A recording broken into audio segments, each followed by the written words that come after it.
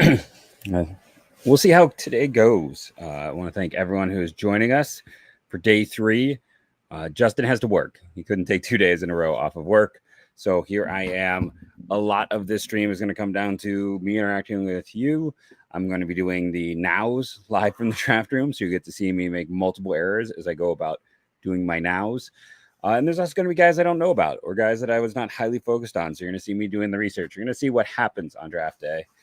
I don't think it's going to be a bad day. They're going to add more players. Yeah, they probably spent all of their money. My general feeling is with Chase Mobley, I'll make sure I had the right Mobley. For whatever reason, whenever I say Mobley, I want to say Coutinho, even though that's a basketball player that has not played in a long time. But with Chase Mobley, I think they just took, my general theory is I think they took every bit of, Philly's got money to spend. I think, I mean, they're early picks. I mean, I got to recheck, but I feel like Philly should still have money to spend. For Cleveland, I feel like they just took what they had left and offered it to Chase Mobley. So hello to Anthony. And that's where they are. I think for Cleveland, this is depth. But I think a lot of teams save money because, well, Cleveland took every dime they had. Again, that's my belief. And threw it at Chase Mobley. A lot of teams save money because on day 3, the first 150,000 doesn't count. So if there's a player who wants 1 million and you've got 800,000 left, on day 2, you can offer him 800,000. On day 3, you can offer him 950,000 and see if he bites. So that's one of the big differences. It's only the first 150 doesn't count. So I feel like a lot of teams, Cincinnati, Washington, Chicago, I even think the Phillies have the money. Yeah, the morning to Blake. Like I said, this is going to be a lot of interaction with everyone. So thank you for showing up, asking questions. Yeah, Bronson, makeup was a big deal. I think they've had their share of knuckleheads. They've had some recent knuckleheads, and I think they're trying to avoid that. Well, they still, so you can still spend 150,000 on each pick. You can spend up to 150,000 on every single pick. It's just if you have extra money to spend.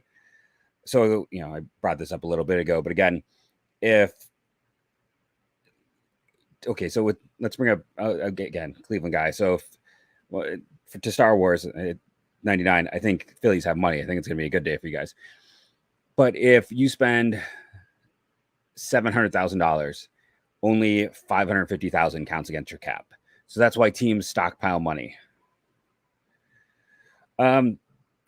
So for Anthony here, the consensus, most people focus on the bats, Cam Camarilla from Clemson, Jace Violet. The Jace Violet has some swing and miss that makes me concerned. I'm just gonna be honest. He's a very good prospect. A little bit overhyped. I gotta see if he can get that, improve that at all. Cam Camarilla, Jace Violet, Ethan Holiday, and Jamie Arnold might be my favorite, the Florida State pitcher. We'll have to see. Everyone's asking me this question. This is the most common asked question I'm getting. He's probably going to go to high. He's probably going to be late captain to start. We're assuming he's going to follow the Wyatt Langford plan that Texas had a year ago. It's not just Hankins. I don't want to. I feel bad running a young kid through the mud a little bit. Yes, there's stuff that we can't even talk about with him at points that he's just kind of been a knucklehead, and they're tired of knuckleheads. And you can go back to Dylan Howard for Cleveland, who was there's a second round pick that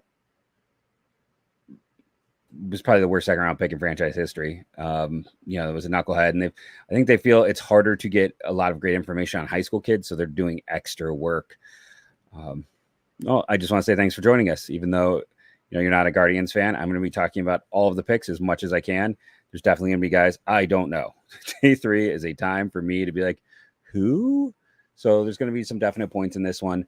There are some guys who have already committed. Right now, it looks like LSU is going to have a fantastic class with the number of guys into campus. Well, a lot of these deals, honestly, dude, are already in place. I don't know international as well, but if you go and look up like some of the top guys who are listed for the 2025 class and you went to their Instagrams, you would find them already with like a whole bunch of whatever team's going to sign them stuff in the background. Like I have seen 14 and 15-year-olds wearing team hats for the guys they're going to sign within 2 to 3 years. The deals are done. I don't know who's going where, and I don't necessarily even know who the top prospects are. The international, it's done. Like 2025 recruiting class, they've already been signed. Maybe not officially, but they've already been signed. Teams already know. Everything's already put out. It might even be like the 2026 and 2027 recruiting classes already signed, sealed, and delivered as well. Technically, that's not legal. But again, the number of 14 and 13-year-olds I've seen wearing a team hat that they sign with when they are allowed to is high. Like it's that stuff is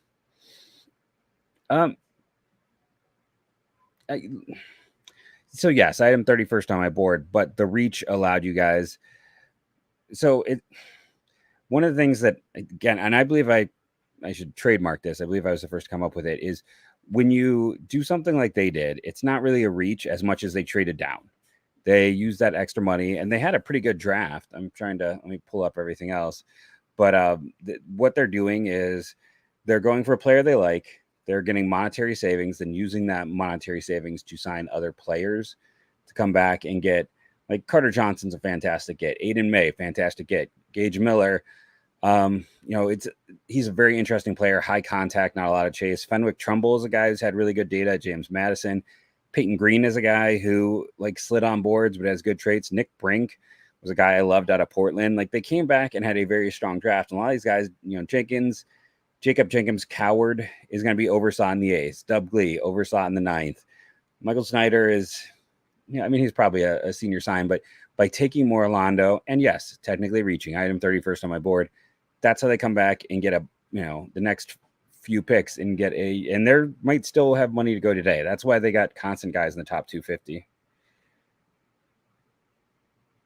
And I think for more Orlando, you definitely want to go pro, because if he's either going to have the power and it's going to work out great for him, or he's that wide stance is going to affect him and he would never be a first rounder out of college. So you're taking the gamble on the talent, and for him, it's best to take the money and run. I'm always going to tell team players to take the money and run.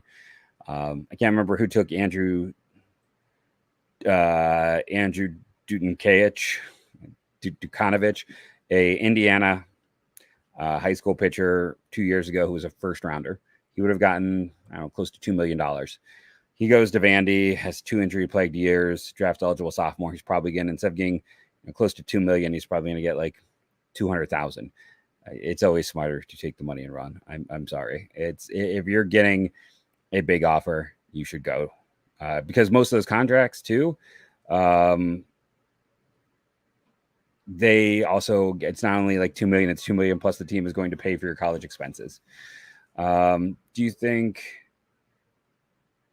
is a top 5 draft? I don't know.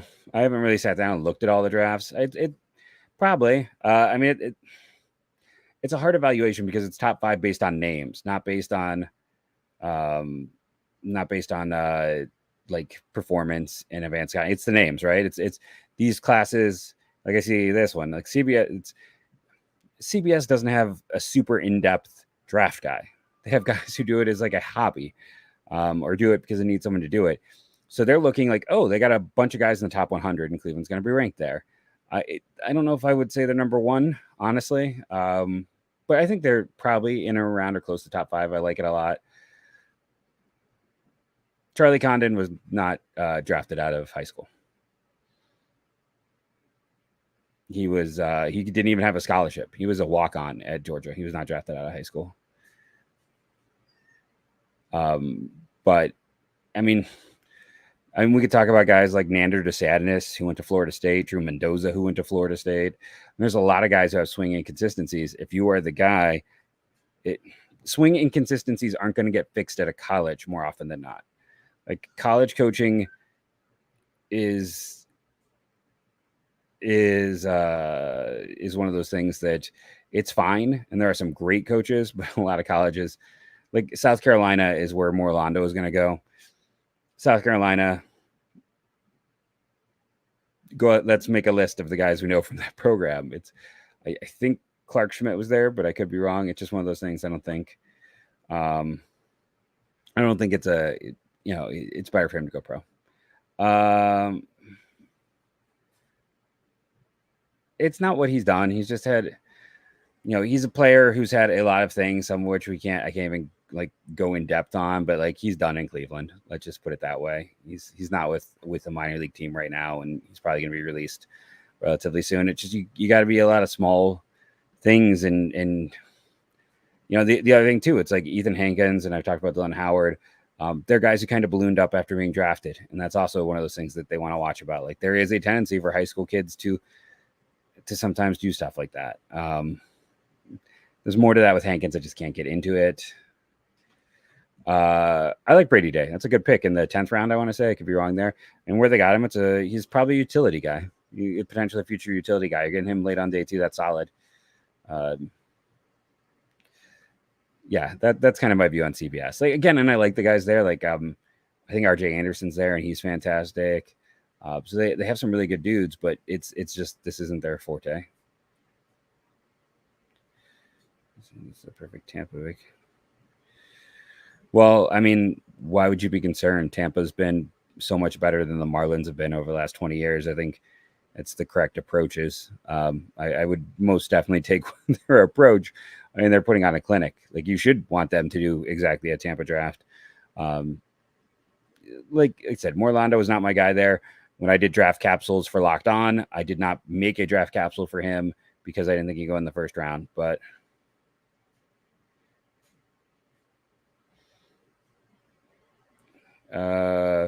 yeah, I mean, what they took big swings where the depth of the draft was. This is a poor prep hitter group. So the swings were the depth of this draft was prep pitching. I mean, it's not a perceived fall. You just had a big bonus and teams didn't want to meet it. The problem is when you look at the 2 kids in this draft, him and I'm blanking on is it like Wrecker from South Dakota. When you are playing out in the middle of nowhere, it's harder to get scouted. It's harder for someone to really bang the table for you because, and then when you go see them pitch, they're facing nobody. And a lot of, you want to see them face good talent. So it's just teams didn't want to pay his cost. I don't think it's a fall. It's just every year there's a handful of top prospects that get to school. And I think it's a case of the 2 guys in, Jax Whitney, I believe, is Indiana, and I believe it was like Wrecker in North Dakota. No one ever gets drafted from there. Teams didn't get to see him as much. No one was going to bang the table to go for that guy because you don't really get to build that relationship. You don't have the knowledge base with them you would have with a player that you're going to see most of all.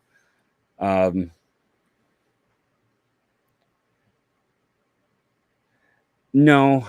Well, yes and no. Cleveland had what we call a backfill issue where they didn't have, like when you bump guys up, they didn't really have anyone to push through.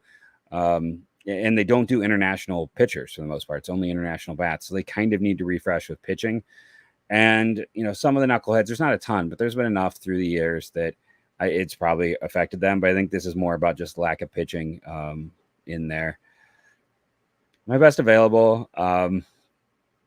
It's hard to do right now. And I know that sounds like a cop out because a lot of these guys, if I did a best available, it'd be, here's the list of guys who aren't getting drafted because it's going to be a bunch of high school kids who are going to school who teams can't meet their bonuses. Guys like Wrecker and Whitney, a bunch of draft eligible sophomores like Zach Stewart and Jalen Torres and players like that. So when you're talking about is it Bobby Bozer is a guy I really like from South Florida at this point. Trying to think. Cade Obermueller is a ton of fun, but he's probably only a reliever from Iowa. It's guys like that I would go with it. The juniors, I'm trying to think who else I kind of. Joseph Sullivan's kind of fun from South Alabama. I wrote him up. Yeah, because I feel like a lot of other guys just are. I can make a whole list of high school kids and draft eligible sophomores in there. Just none of them are going to get there. I wouldn't give up anything. I don't want any part of Jazz Chisholm. The guy hasn't stayed healthy. And I don't think Cleveland would chase his health issues. And Scott is too expensive for what is already an elite reliever for a team that doesn't need another elite reliever. So I hate to break it to you as a Cleveland fan. I want no part of that trade. It's just not for me. Health issues. And if anything, they want a rental reliever. I'm not paying the high cost for them. I hope they do get it. I'd like to see the Marlins do well. I just don't think Cleveland's going to be the place for it. I don't think they want to move the pieces for those particular pieces. Yeah, everyone's going to Arizona. High school kids don't go to Lynchburg. All those pitchers are going to Arizona. No, agreed. I hope we can find some diamonds in the rough.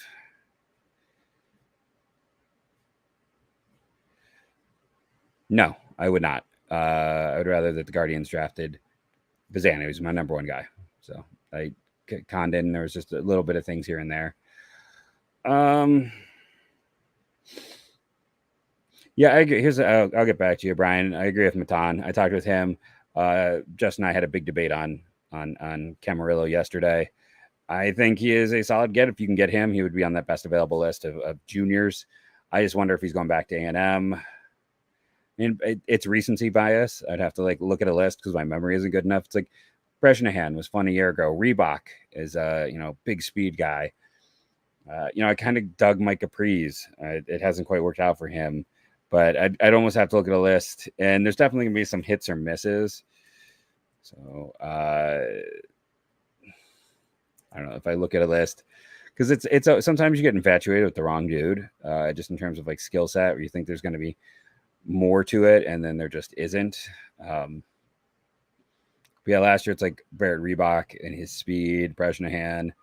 Let's see, in 2022 for the Guardians, Tyrese Turner was a guy I got, and I thought Sean Rapp had some potential to be a loogie type. Those are the guys, and Zarte were probably the three there, if I'm being honest. Jake Miller, who's been hurt, I really thought was interesting, and Trenton Denholm. I was a big mark of his in 20 and 21. So those are the names. Just looking at a list, I'm like, oh, who was I? And then in 2019, honestly, I don't think I have anyone that I was going to all that extra interested in. So, yeah, that's just being honest with it. There's still some here. There'll be some that are getting rid of, and then there'll just be guys like Jaime Arias. Is he a knucklehead or not? We can debate that. It's he was a good organizational soldier. I mean, he moved up and down, pitched at multiple levels, but they didn't have him last year because he used steroids. I believe that was what he got suspended for. I should probably double check, but there's not a ton of knuckleheads. I don't hear a lot about guys who are causing problems, but through the years, you always hear about little bits here and there. So I think there's not a lot left, honestly, but I could be wrong. 20-year-old kids are dumb. Any one of us who has been there can safely say that. I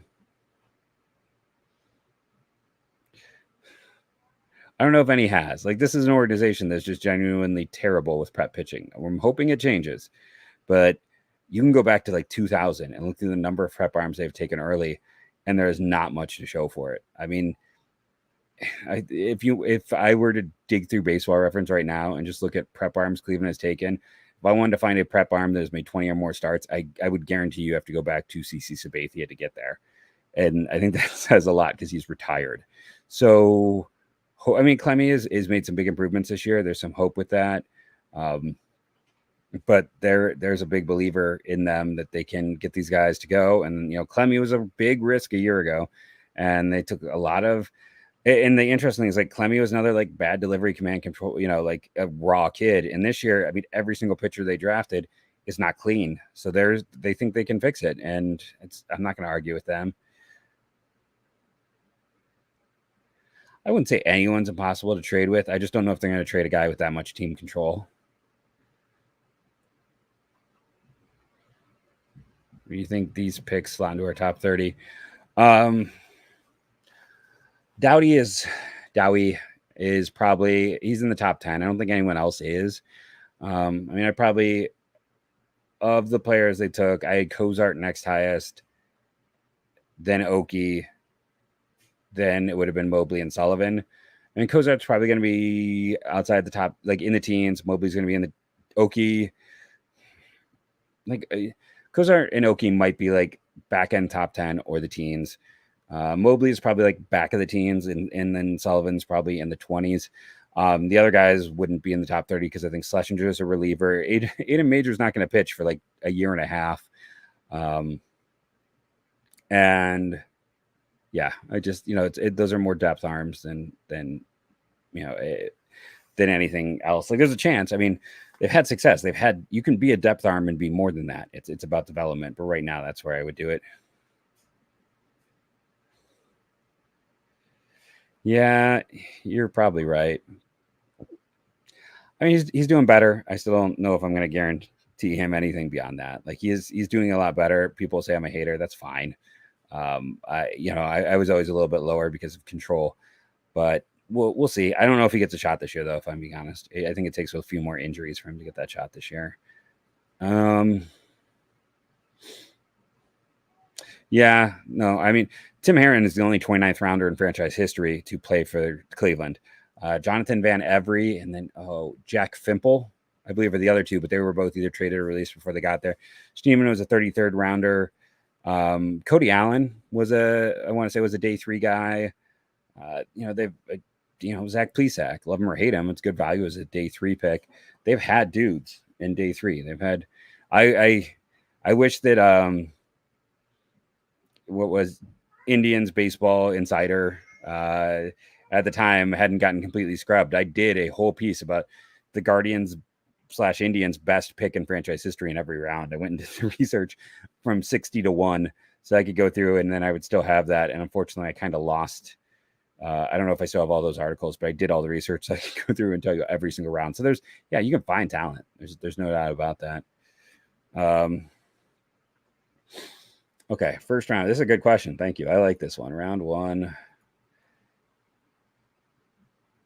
I know, like in the entire draft, it's Luke Sennard to the Braves in round 3. That was a heartbreaker for me. I don't understand why everyone else didn't get on that train. I really liked him. If you're going comp round, like Ryan Waldschmidt is probably the one. I think he was a borderline top 10 prospect for me. And I know people are concerned about the knee injury a year ago, and people are concerned about, is he only a left fielder? But like that dude mashed in the SEC for Kentucky. He had great batted ball data. He doesn't chase. He hit with exit velocity. He had great contact data. I think he is a guy who is probably underrated. So it was steroids. Thank you. I should have just asked Arthur. I knew he would know. Tugboat is a fantastic story. And he's in the top 30. I don't know if he's in the top 20.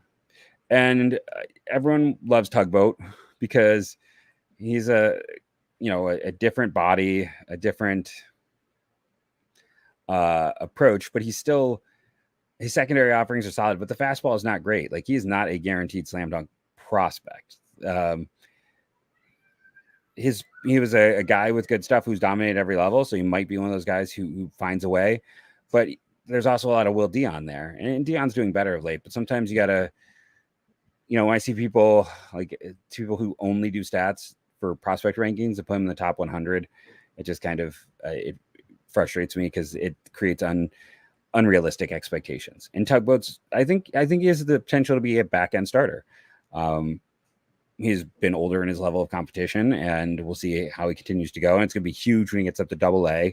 And because when you have control and you have command, which he has, you'll carve up low and high A. Like any control pitcher is going to just decimate those levels.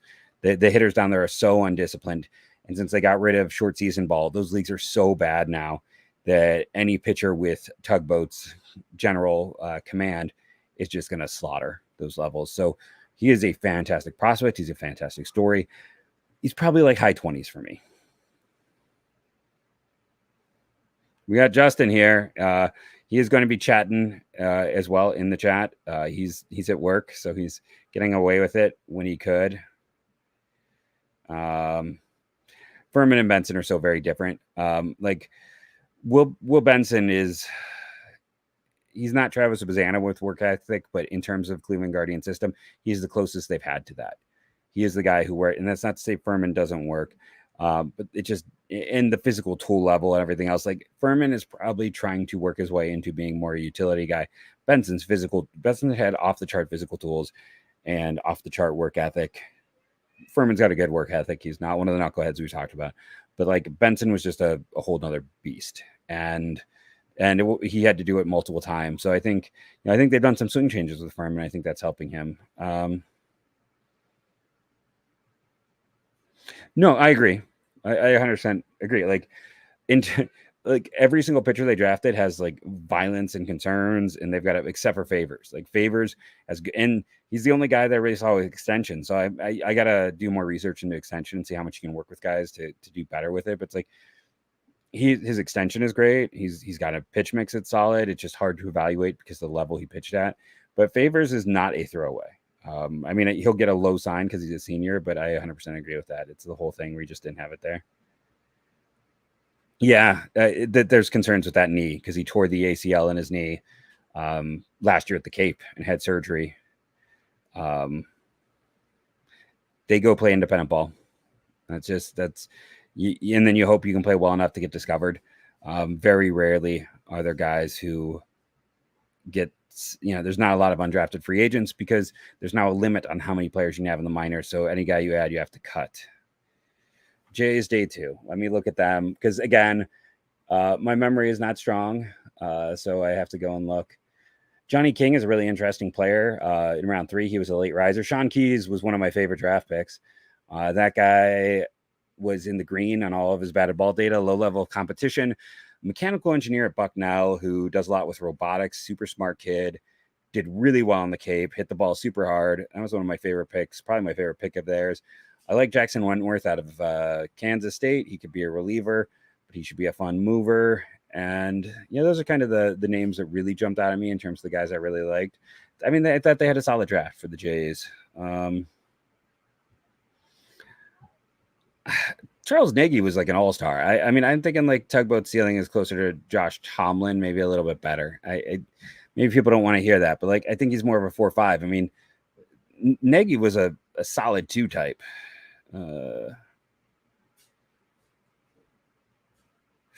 I like Zanny. He's just a young kid. It's really hard to evaluate him. I'm not going to take a guy off of very little data.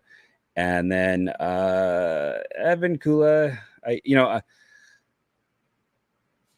I haven't done too much deep diving on the minors yet, if I'm being honest, because I'm so focused on the draft. So I don't have a ton of great information there. I wish I could give you more, Jake, but after the draft, I switch back to minors until the season's done. And then I switch back to draft and minors kind of part-time. How many do you see from the 11 of the Guardians, I assume? Let's see, more 80 games. Well, Bazana and Cozart, I feel like, are very likely to. A platoon. Cozart's probably a platoon bat, but it's the right side of the platoon. I mean, he's left-handed, and so he's facing the right side of the platoon. But it feels pretty safe at 2. And if you assume like 1 or 2 of the other arms, I mean, the over-under at 3.5 feels really fair. I'll go a 4, but I don't know. Outside of that. Okay. Yep. Thank you to Arthur. Thank you to Jake. I wouldn't worry about national love. I think it's just people catching up. At this point, the fact that it's transitioned to AA, I think it's legit. Like he would be in my top 10 prospects. He would be there for me now. And I just want to see him do it against a higher level of competition and continue the power going. Cleveland seems to have made some real growth in terms of, last year when they drafted, I was like, man, they're not adding anyone with power. And it was very specific because they believed in their approach to help these players access power. Cooper Engel talked about it in our recent interview on the show. But you can go and listen to him. It's like they knew ways to help. And I just got text from my buddy Taylor. He's doing if you're not following him, Taylor Blake Ward, he wrote 1,000+ capsules. So I might even at points rely on him for some information on players. Should actually just bring up he's going to be pumping these out as the day goes on. I like how it says author for him. My good dude. Make sure you follow him. But I think it's legit. I think he is a really interesting prospect. Now he is first base only, but I think it's just lack of experience or lack of exposure is what's holding him back. I agree. See, I'm Bozer. I'm the reverse of you, Matan, but those would be probably my top 3 as well. He's an interesting looking dude, power hitter from Maine. I really like Bozer. Some health this year, and Camarillo is probably the least flashy of that group, but I have those flipped. Cardinals day 2 again. I got to pull it up because my memory isn't that good, but I remember liking it is in my head. But I'm thinking Ryan Campos, my co-host, absolutely loves him. Justin is a solid, interesting catching prospect. Braden Davis is probably a reliever, but could be a good, fast-moving one. I didn't have as much time on Josh Cross, which is a shame. I really didn't dive into the Ohio prospects this year because it was a poor class in Ohio. Andrew Dudenkanovich, whose name I butchered, he was a $2 million, $3 million guy out of high school. So you're buying low on a guy who hasn't played a ton, who's been hurt. And at Vanderbilt, who honestly, it's like Vanderbilt, the last pitcher to throw, I think, start more than 30 games in the big leagues from Vanderbilt is Walker Buehler. It's been pretty brutal there recently. Cade McGee at Texas Tech is all contact, nothing else. But I think could be at least a future utility guy. He's a high contact type of player, maybe a Tommy Edman light. But not light on athleticism and bat. Maybe that's not what a Cardinals fan wants to hear. So because the guys you saved money on aren't sliding, well, the guys that you slid down the board are sliding because teams can't afford to pay them. So if you, for instance, if you took Mobley instead of Schlesinger is gone by the 10th round. You're not getting him. It might be harder to get a Caden Favors because teams are looking for savings. So, the reason you pop them later is because they can slide. Certainty doesn't slide. Safety doesn't slide. A risk and cost is what slides. I just want to take a quick moment. If you can have any friends join, it's really important for us to get to 100 viewers. We're at 93. If you can help out in any way, that'd be awesome. I'm just going to send that out there. And that's my co-host telling you, giving you the Advent coolest scouting report. Man, instead we lost 6. So that apparently asking for help, not what I should do. I don't have much. I can go look at statistical numbers, but I did not spend much time. It's just one of those things. If I'm being honest, when I was looking at them, it was mostly, Cole Mathis. He's a College of Charleston guy. I don't have much. Did he end up getting drafted? I see just looking up his numbers, it's like undersized outfielder. I wish I could give you more. I don't have much more there, but at least I'm honest about it, right? Does that count? Hey, 3 away. So now thanks. Justin loved them. Again, I'll reference my co-host. You'll just have to figure out throughout the day when I'm lying about what he loves. They had an interesting draft. Like Michael Massey is a good buy low. Josh Randall. This is why my co-host loves them. Like he loved Randall. He loved Ethan Schiefelbein. I believe Justin would leave his wife for Ethan Schiefelbein was my joke on the show last night.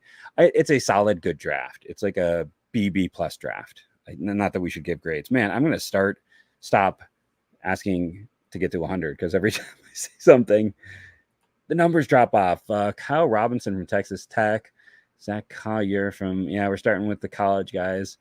Kyle Robinson is probably an overslaughter for Oakland at the top here. He's a big kid, big developmental pitcher. I don't know. I don't know if he goes today. He has okay numbers, but nothing that was mind blowing, and I didn't spend much time on him.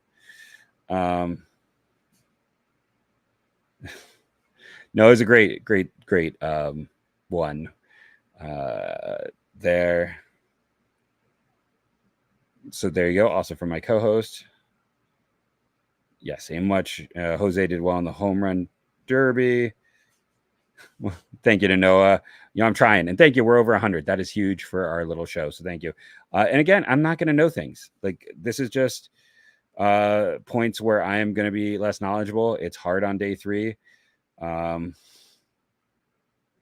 believe here he's talking about my co-host, who's not here to defend himself. Blake Shepardson is a fun pitcher from University of San Francisco. He was a guy I kind of looked at, like this makes sense for him. Yep, here's Justin Lovin on the Tigers draft. And again, I commented on numbers, so our numbers went down, which might also be because the draft is going. If people ask, I'll try. I don't love doing grades. Like I often like to say, I like this one. Hey, there's one of my favorites. So I'm going to take a second. Merritt Beaker, Ball State. Good Cape data. He is kind of built like a bowling ball, But dude missed, I think, the highest K per nine in college baseball. I mean, if Justin is here, he could be someone who chimes in and talks about how much I brought up Merritt Beaker to him throughout this process. I really like that pick by the Nationals. That's one of my favorites so far. He misses a ton of bats. That's a fun pick. John Gazdar to St. Louis. Austin Pay. He has really good not really good batted ball data. Good contact data. He's a guy that we thought could go higher than this. A bit of a surprise he didn't go on day 2. It's a nice pick by St. Louis. Probably a backup infielder, but that's fun.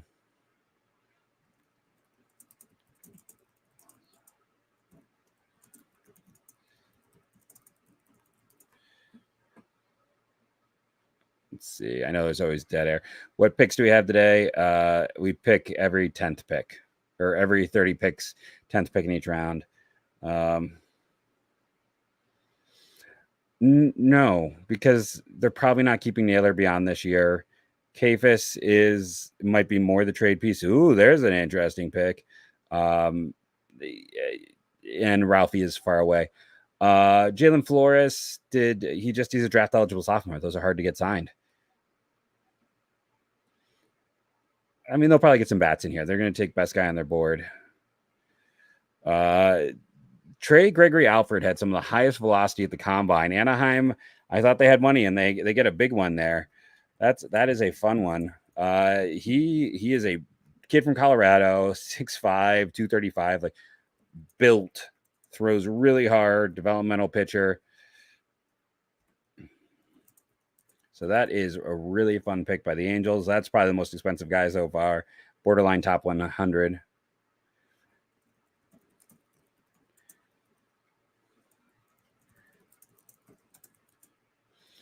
I'm going to try my best to not do his dead air while I try to handle this and Twitter. It does happen.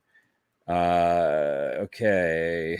We've got Cleveland coming up here in a second.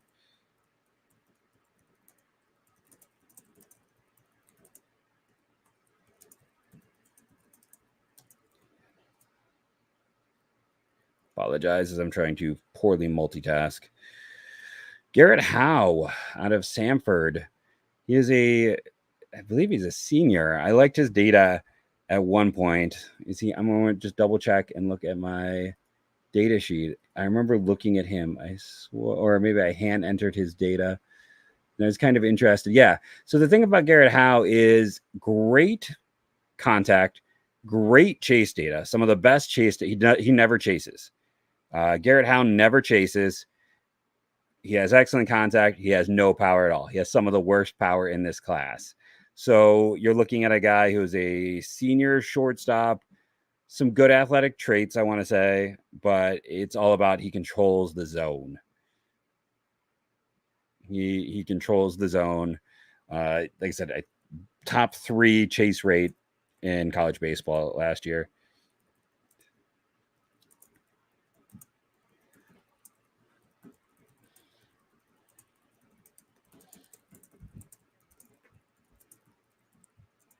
But again, if you've listened to our podcast, they feel like they can help guys with exit velocity. So they're taking a guy where they feel like they can maybe help him get more.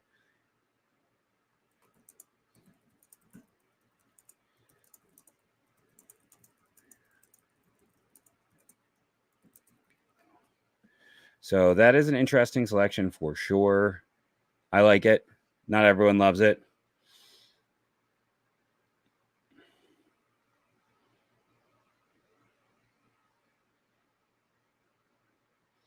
And again, it's like he is a guy where you want to sit there and just get him going. Use what they've done with CJ Kafis. Didn't have any power at Miami. It was very limited, right? He's had more home runs this year. I feel like his first 2 years of his last 2 years in Miami. So see what he can do. Yeah.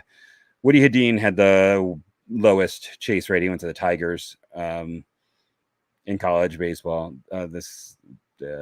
Howe is next closest, or he's at least bottom 3, top of my head. So I don't know his athletic profile. I wonder if I can go find See if Taylor is. Here's my buddy Taylor. Smaller, high contact left-handed hitter, senior depth infielder, advanced feel for barrel with top of the scale contact rates that will draw walks as well, below average power, actions and arm to stay on the infield. I mean, honestly, he probably would have been in my top 20 players available. If I had put together a list, he would have been in it. I don't know if I'd say he might have even been top 10. So I know people are like, oh, an infielder, but like you take what the draft gives you and you don't push, you don't push for lesser talent. That's how you get fired. That's not what you want your team to do. Also seeing a run on, that's interesting.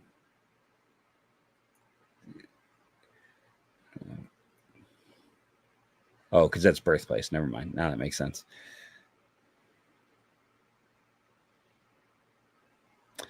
So yeah, that is who they added. Hey, Sean Barrett to the Padres out of Wingate. That's where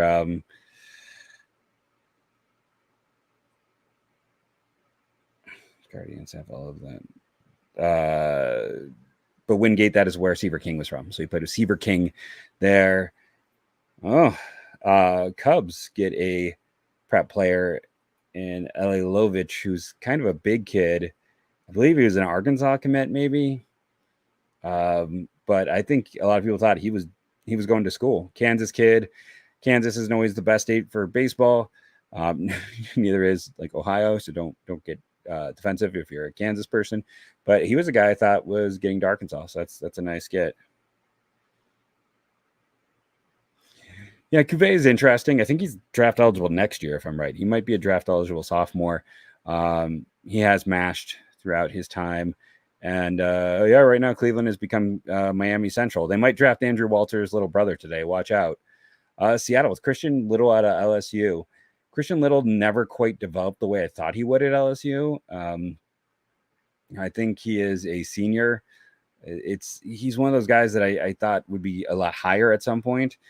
So, but yeah, it's Seattle gets him here, gets more pitching. So that's a fun one. As Matan says here, a 103 90th last year. That's not in the poor zone, but it's kind of the lower end of average. So again, that's what Cleveland is trying to do. And Smokey Gator agrees because he's the one who mentioned that he's there. This is interesting from my co-host that they're talking about the idea of draft picks. I wonder what the limits would be. That's just my whole thing is I wonder if they would put some limits. The thing I can remember about Jack Faraday that just went to Arizona is he's a guy who wears had a picture of him with the glasses on. So makes me a fan right there. He's one of those guys who's been really well known for his entire career, was rated well out of high school, not great, but solid. And he's a reliever, but that's an interesting pickup for the Marlins. Maybe they feel like they can stretch him out, turn him into a starter. Nope. Just nothing new there. It's a name. TCU getting hit a little bit today. That's, I believe, the second guy. I don't know. Trading draft picks. I'm of two minds on it, if I am honest. It's like what you'll see is it's going to be like the NBA, where every trade, and we want a third. Every trade is going to end with a day 3 pick getting traded because they're going to have so little value, except for to certain teams.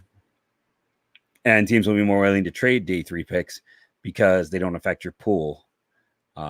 It's just going to be a little bit weird to see what happens. And then it's also the one thing I'll say, it's going to be great, but I don't know. I'll be curious to see what happens. I mean, in OOTP, I always turn it on, and then that's all I trade for is draft picks, and then just control that way. And here's, again, my co-host.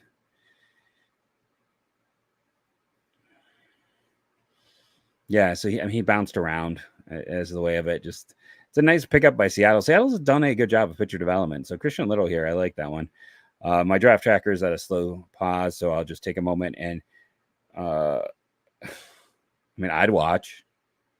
We were trying to do the podcast version of that by covering all 3 days of the draft here on this, but then again, I want a better version. The draft day movie, we would need to make it, because if Hollywood made it, they would make a movie like the NFL draft day movie, which didn't understand how the draft worked. Let's make a romantic comedy, but not have anyone understand the value of the draft picks. That's not what we want. I do want to take a moment and just say, like, I am sad that I'm not watching it because I don't want to risk messing up my stream here. I'll tell you 1 second, Jason. But I want to just say Mayo and Callis are the GOATs. And if you are watching them or have them in the background, like, again, just all credit and thanks to them. We took Garrett Howe from Samford, not Stanford, Samford, one of the elite contact hitters in this class, does not chase ever, is a infielder, not what Guardians fans want to hear. You take the best hitter available, and he was arguably, he's in that. If you wanted the best like contact hitter available, that was him at this point. Let me just quickly do A to Z. Garrett Howe, where are you, my friend? 3rd best chase rate in college baseball. Jacob Friend, who went to the Reds, and Woody Hedin to the Tigers, the only ones who were better. In terms of contact rate, now I got to count. 11th best. 12th best is Travis Bazzana, by the way. And best, Kevin Bazell. Also taken in this round, John Don Gazdar, who's like 7th or 8th. So there's contact is important. And I don't think I need to really state that, but I'll state it. And that's why they jumped on him.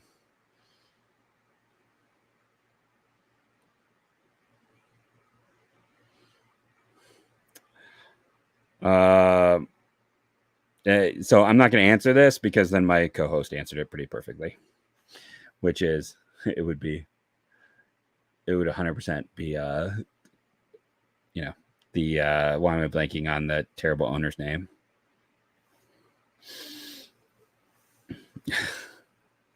Let me go here. There are a lot of candidates is the problem for such a rule. There's a lot of bad owners in baseball. I wish I knew more on Michael Carpenter, considering he went to a school in Wisconsin. Now it's in Madison College. Fun fact, I live in Wisconsin. Maybe I shouldn't say where I live, but there's one Division I baseball program in the state of Wisconsin. And do people Fisher? Yeah. Oh man, Baltimore with a favorite of Justin's and a kid I like as well, Sebastian Gongora. That's Troy Guthrie. I saw someone ask about that. I'll get to Guthrie in a second here. But Gongora he's a senior lefty, has had some good stuff, good production. I'm just trying to pull up his exact numbers right now. But Justin and I have talked about him a lot at points this year. Yeah, that's right. He was the transfer from Wright State. So Wright State has been a very good program. He started out there, played well at Wright State. Transfer did not have as strong of a year this year. Really high hit rate, but he missed bats in the ACC. So that's a fun pickup for an Ohio kid born in Cleveland. It's a fun little story for Locked On Guardians here with that. And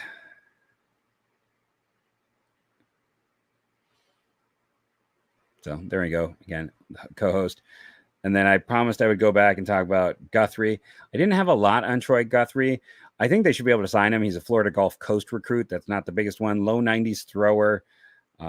He's, it wasn't the highest rated guy. I mean, he maybe cost a little bit over for the Blue Jays here, but he wasn't a big prospect. So I hope that answers your question. I didn't have a ton on him.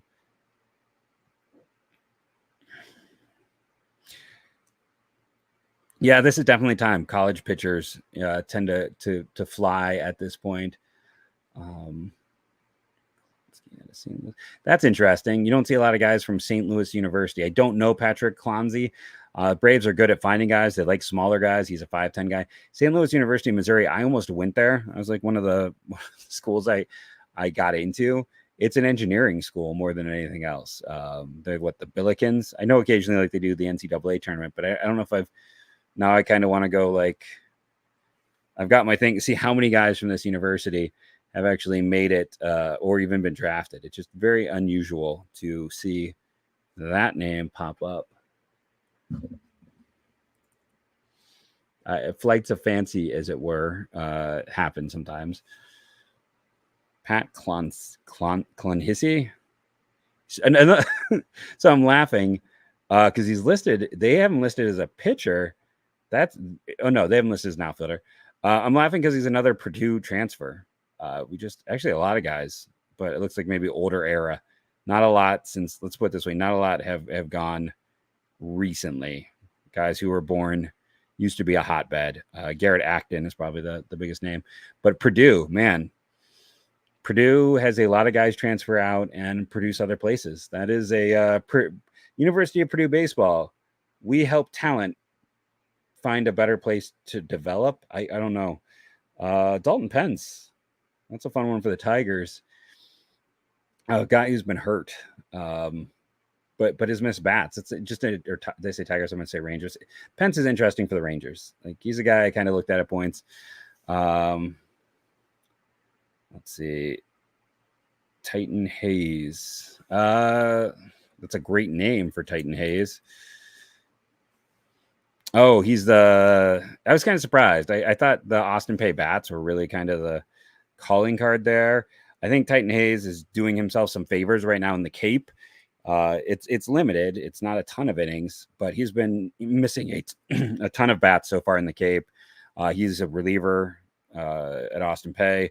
He didn't have necessarily spectacular numbers, but they were okay. He's probably a guy that teams scout the crap out of the Cape. Let's be honest.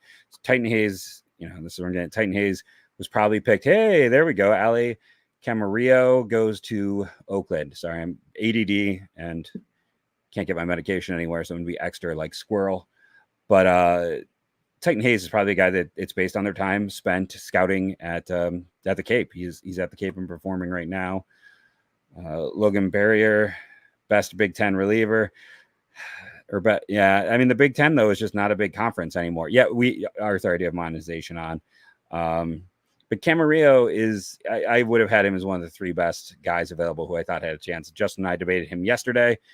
It's a good value pick, solid get for Oakland. I like Oakland's day three so far. They're using some maybe their money and setting it up. White Sox, Everett Callette. Mostly what I remembered is he was just a giant dude. I think that is a big dude that they just took. I should probably wear my glasses because I'm not even. Is it Catlett? I mean, please, you're full of good ideas today, Michael. Just gonna say that, full of good ideas. I think I had one more question here. Someone was asking me. I'm going to try to go back and now go back and find the question. Taylor Guthrie. Wasn't there someone from? I feel like I had another question about a player, and I've somehow missed it, which is awesome. Thank you all for asking so many questions that I could have to miss something and try to scan back up to find it. If I don't answer a question, re-ask it. Don't feel bad about that. I'm one person trying to do multiple things, and I'm not going to always be good at it. Bowling Green. Oh, Nathan Archer. Yes, I talked about him. Okay, he is the Big Ten Player of the Year. Him and Garrett Pike are the Big Ten guys. Bowling Green was the best team in the MAC. He was a good player, did a lot of things well. Not necessarily anything that's a standout, but he was a really strong player and got him.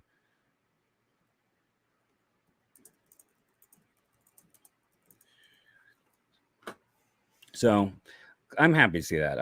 Back when I lived in Ohio, I would spend every Friday at Kent Stadium. Oh, Ian Poltritz. That's an interesting one to St. Louis. Trying to remember up and down data, I believe. But a solid performer over his time there. Maybe skill. I'm trying to remember what the skills are. I definitely have written about him. See, this is the problem with, I'm just going to, again, I like to pull up stats. Sometimes that is what helps kick my mind out. But I'm like, that is, yeah, okay, that's it, because he was at Maryland before. Now I'm remembering. Started in Maryland, transferred this year, and had a big year at Alabama. No power, really, but a solid performer, producer. Angels, another interesting pick to the Rangers. Fran Oshilla, a guy that me and my co-host debated if there was any chance that he would sign an interesting reliever, huge, 6'7", 230, has no idea where the ball is going. But this is likely another overslot guy for the Angels.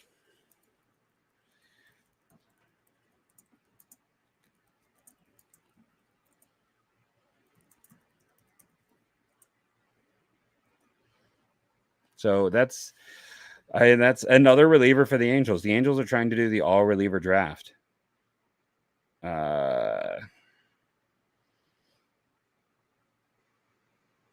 think Aiden Harris is just going to be hard to get. I think that's just the truth of the matter. I think he was expensive, and there's a lot of swing and miss, and I think that just kind of. I mean, I like Aiden Harris too. I miss going to that park, sitting there watching games, watching the Ball State and Kent fans get very close to fist fights. Boy, that would get heated. And going to get some taco tontos afterwards. Those are some good times. If there is, it would be like back when the draft went on forever. I'd have to Camden Janik. That was one of my favorites. I wondered when he pulled out of the Cape if he had a deal in place. Illinois catcher, really hard to strike out.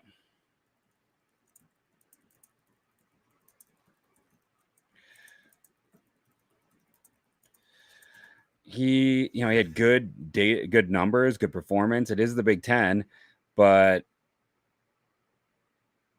it's a situation where, University of British Columbia senior Sean Hepner. I know that name, but Janik, obviously his name, was one of my favorite catchers in this class, kind of under the radar. Sean Hepner. I got to go dig in my notes. I know that name, but he's a senior. Is this where Tugboat was out of? Wasn't he University of British Columbia too? So this is someone maybe they saw last year and liked. He's currently in the Northwoods League where he's doing well. He missed a ton of bats. Sean Hepner has missed bats, but had command issues in school. And let me look at that. It's where Jeff Francis is from. Okay, so no, it's not where Tugboat is from, but still. Missed bats, control issues, senior. Maybe not the most exciting. I think Tugboat's from British Columbia, and that's my confusion. I think that is why I had that. Brady Tigert, that's a pretty big name going to Arkansas. I really like this is bad where I'm blanking on the first name. It's Bozer from South Florida, Jeremiah Jenkins from Maine. Those are like guys who I think can sign. Tigert is I feel like a reliever. One of those guys was probably a bigger name out of high school than he is now. Xander Darby to San Francisco. That's an interesting name. Didn't maybe have quite the year I thought he'd have at UC Santa Barbara, but a solid player, solid production. Did a really nice job there.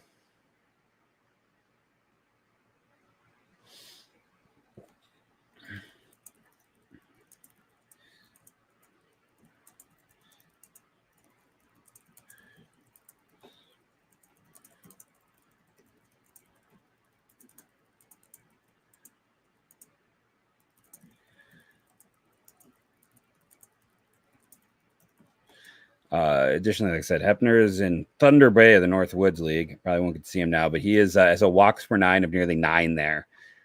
So this is another guy who they feel like they can help out. But he missed bats and is smart.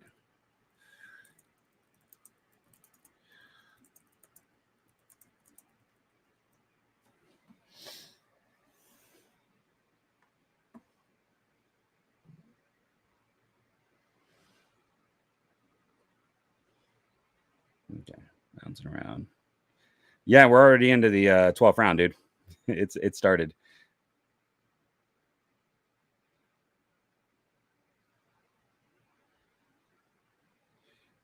Yeah, Hepner has missed a ton of bats, but the command has always been questionable, especially in what is not a great conference. Let's be honest. In the Canadian League, the walks per nine is fine there, but like being in the Northwoods and struggling with the command is noticeable. He's also a senior, so he's also, let's see, he's because he'll be 22 in September, so he's like sometimes the Canadian stuff is off. I'd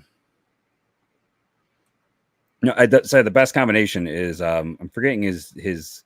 Oh, there you go, Daniel Avita. That's to the Cubs. It's a guy that Justin thought was getting back to school. It's another good value pitcher.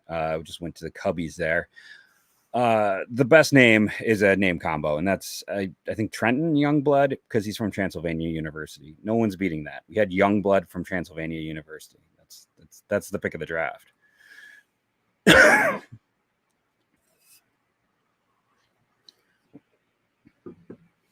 So yeah, Hepner is. I'll just throw it in here. People want all the stuff. Here's his baseball reference page. Since I know we're mostly a Guardians group, if that shows up. But yeah, so far, like in this round, let's go the other way. Who do I really like what they're doing? Really like Oakland's. I like the gamble on Fernando Schilla. Like that dude could be a closer. And Cleveland right now doesn't have anyone listed in the draft tracker. So it's interesting when you see a redraft. Teams love the redraft. But that's Avita. Avita is a good value to the Cubs. Xander Darby is a great value to San Francisco. Taggart Hepner is back in there, by the way, because we had to get Connor Kasneck, to a catcher from Purdue, to the Marlins. And hey, he's caught a lot of really good pitchers that have transferred out. I'm just gonna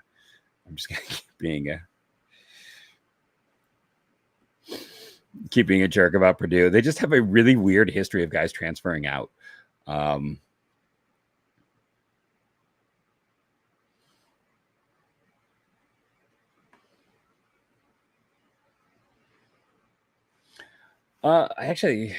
Let's see. There I took Brandon Butterworth from NC State, who's a shortstop. He was fine. He never really grabbed my attention. The guy they took and this is how bad my memory is right now. I know I liked who they took in the 11th round. I can go look real quick on that. I remember talking about liking the Padres 11th rounder. It's just like commented Sean Barnett is what's fun about Sean Barnett, who they took in the 11th round, is he's listed as a two-way guy.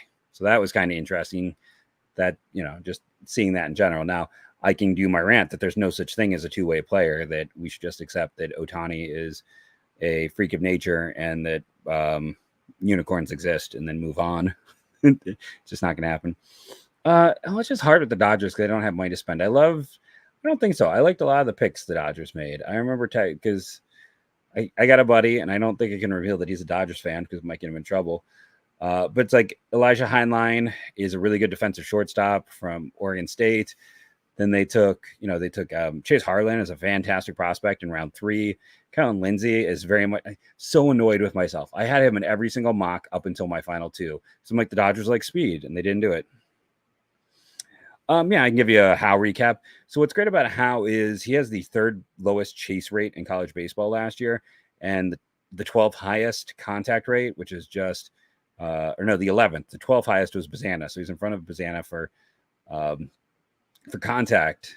And then the Blue Jays, isn't Carson Messina Cole Messina's younger brother? Yep, he is. So they just it's an interesting player. Carson Messina is a top 250 prospect. So Blue Jays save some money. That's probably their second over slot guy. So they're making some moves. Lindsey has massive upside. It's probably more of like a Trey Turner without the power type of upside. So, yep, you got to get permission. I got a strong disagree, dude. It's too hard to do. There's a reason why it doesn't happen. There's a reason why we don't see more of it. And no one in this class is going to stay a two-way guy. It's just, you have to specialize, and you're going to move up, and teams don't have the time or patience to let two things develop. It's just not going to happen. But going back to how he's all contact, no doubt. He's going to stick on the infield. You're hoping to add some power. There's not any power in the profile. But again, if you're a Guardians fan in particular, or a Clemson fan, go listen to our interview of Cooper Engel, where he talks about how they helped him develop power, which also relates to how they helped CJ Kavas develop power.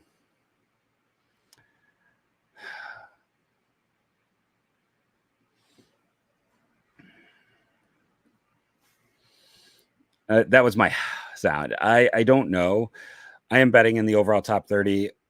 all three guys from day one.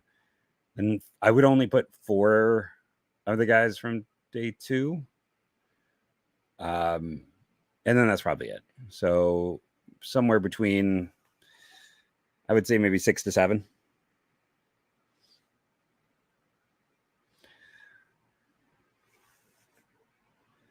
It's interesting. I kind of like Baltimore taking a high school shortstop, Andrew Tess, at a Calvary Christian.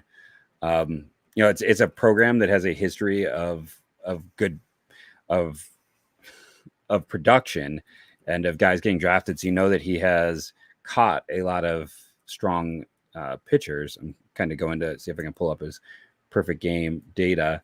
But it's like I kind of like the idea, if you're going to go get a young player, go get a kid who's already caught players who are kind of at the elite end. He plays at a big program, strong pop times for him, not great running, swing is just okay. But if you're going to develop a catcher, but I mean, at the same time, nothing riskier than that. I mean, it just feels like nowadays there's a lot of Codys, and like anything that ends in Den, Aiden, Caden, just keep going with that. You'll find a lot. Braves took someone I am not familiar with, and maybe I shouldn't admit when I'm not familiar and just try and lie about it like a good draft analyst. But I want to look up Cayman Good because I don't know him, and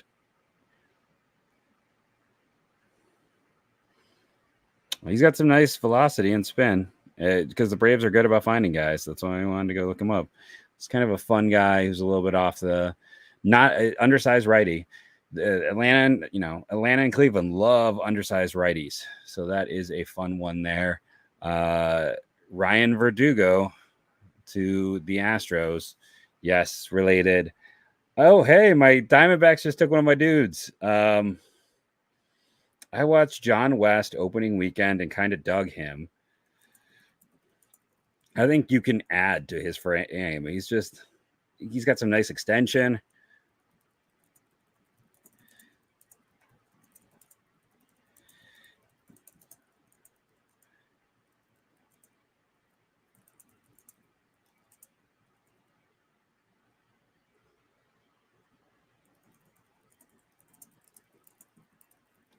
That's one of my dudes. That's fun.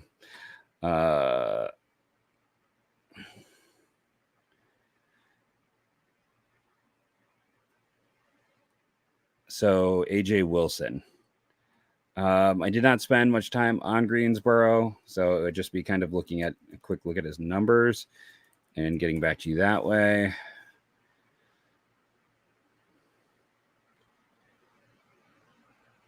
If they can sign, occasionally they don't sign guys in this range, but I like, John West is huge.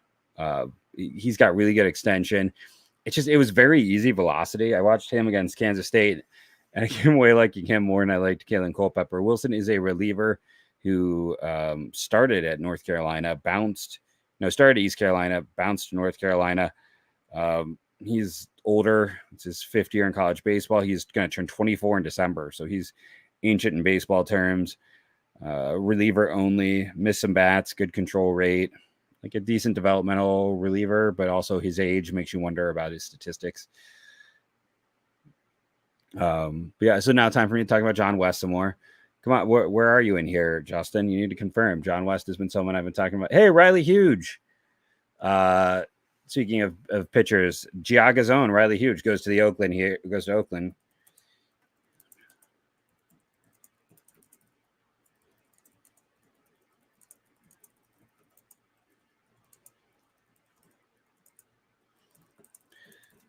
But from Winthrop is Riley Huge. I believe a West Giaga kid. It's going pretty well. It's just a little bit hectic being a one-man show right now, Landon, but thanks for asking. You can stream it on the MLB.com. It's not on any channel. I don't believe anyone from Indiana State has been drafted. Yeah. So now back to the John West show. No, I'm kidding. He's one of those guys I've been talking to him, Nick Wisman, who from Dayton, who went yesterday, Luke Sennard. These are pitchers that I really enjoyed that I've been telling Justin about all year. Thanks, Brian. Appreciate you. It was like yesterday when we were talking with the Detroit guys, and I was like, "Oh, RJ Sales, that's a fun guy." And I wasn't sure if they're looking at me with adoration or horror when I pulled out their 10th round pick and could tell them why he was someone I had looked into this year. But yeah, it's it's the fun of the draft, right? Either you know it or you don't know it.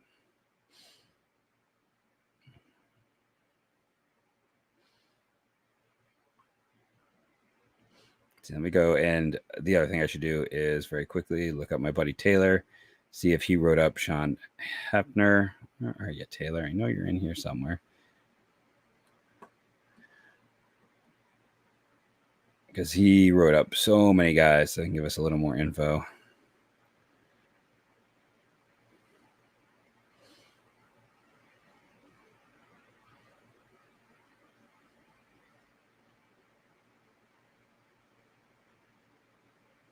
So Taylor wrote up a few thousand players.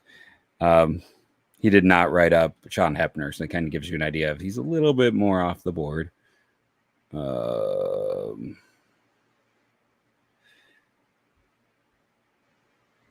So jumping back in. Thank you, Pat. Appreciate that. Yes. You cannot redraft a guy without a player's permission. Once you draft a player, and if things go sideways, it's a way to protect them. So a team can't like somehow punish a guy for not, like, you wouldn't sign with us, I'm going to draft you again, and then not offer you a contract. I don't think that would happen anymore, but this is a great name. Fulton Lockhart. I believe I played him in a Final Fantasy game. He just went to the Angels.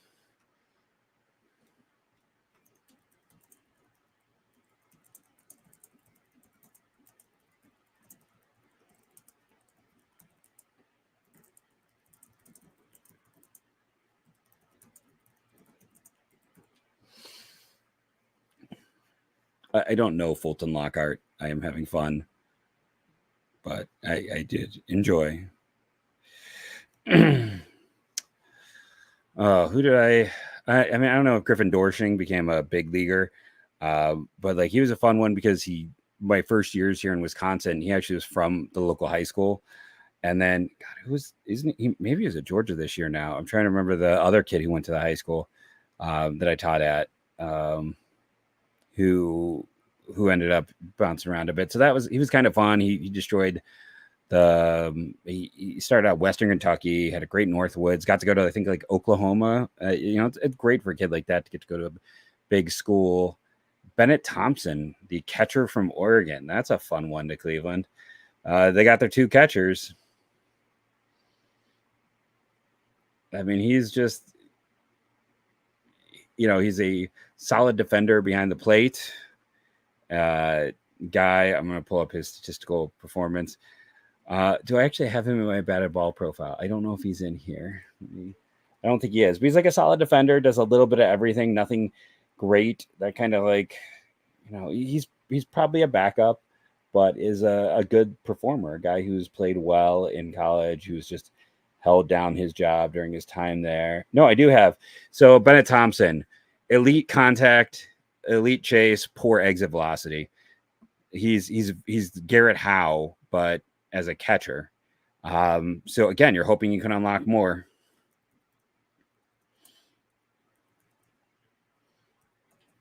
I already know what I'm going to ask Paul Gillespie about at the end of this one.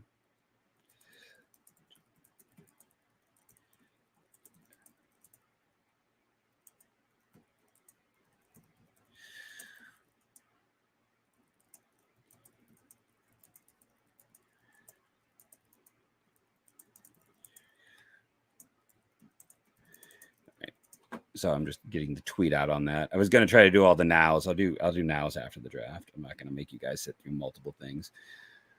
So no, and I'm not, you have swear words. I'm not going to put it up here. Again, father and son, that's not how this works. Please go listen to our Cooper Ingle interview. They're doing an intentional thing. If Bennett Thompson had power, he wouldn't be available. He is a no doubt catcher. CJ Capus had no power. He was average at best at school. I mean, his power, same, and so was Cooper Ingle. They did a really good job helping these guys using approaches. They're getting good talent with a trait that is fixable. But I'm going to delete yours because we don't have swears in chat. Because it's a family networking show. Because prep pitchers get to school. Not every high name guy signs. And he was out there in Idaho, and it made it harder for him to be scouted. Oh, okay. Sorry, I didn't understand. And it's not to, I don't want to be like a teacher in here, but like I just got to be careful because it's all got to be. I got the. Sorry, I always forget that's like reversed. I got the name on the shirt, and I got to honor the family approach to the network. But yeah, he's he's good. Like this is a nice pickup. I like Thompson. Like dude can catch. I like him more than Hal. This is probably my favorite pick so far.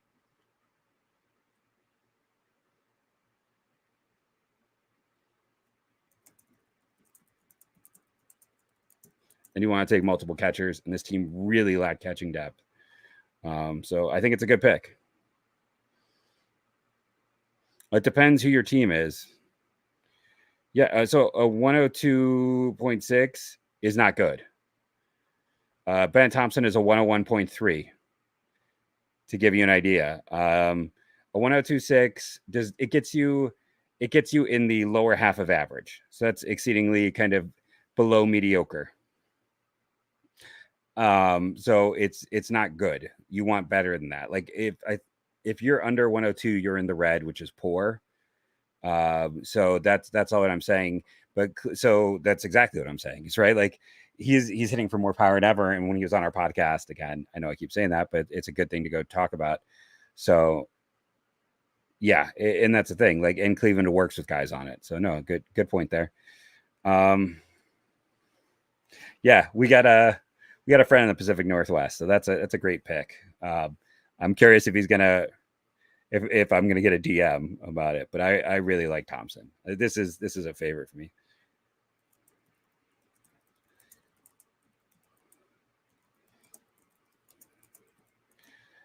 He did everything well, and you don't have a lot of there's something about catchers. Often you don't get quality contact, so that's also just kind of stands out to me when you get a guy with that high level quality of contact.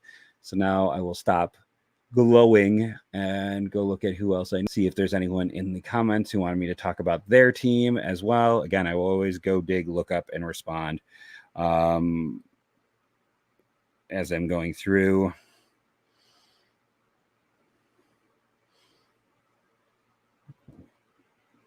Come on, Taylor, you're disappointing me. I'm trying to share your Bennett Thompson take, and you haven't posted yet. I know he wrote him up. There's no way he did not write him up.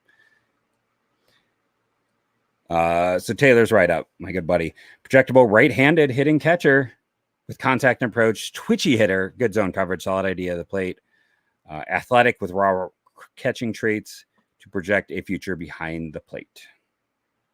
There we go. Did I convince people? I don't know. I think Ingle is more athletic and had better contact. Cozart's contact is pretty bad. Thompson is better traits than Tincher. Again, Thompson's going to get full slot. Tincher didn't even get the full 150K a year ago. He didn't have the hitting traits and performance. Though both are Pacific Northwest catchers.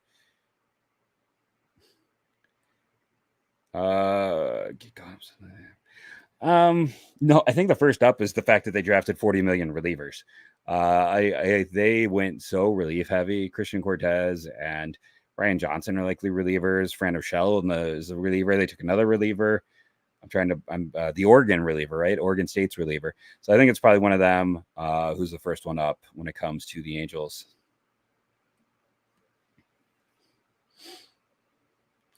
Well, here's the thing. I don't know about, according to my data, Jack doesn't have a 120 EV. So there's that. It does drop to a degree. That absolutely happens. But yeah, I mean, there's going to be some change and some movement, but Cody Schreier to the Brewers. That is a interesting one. So UCLA had a fantastic recruiting class. and every single player is either transferred out or gotten drafted. Cody Schreier had a big cost out of high school. He really struggled in college, but I mean, he could have gone the first 3 rounds out of high school.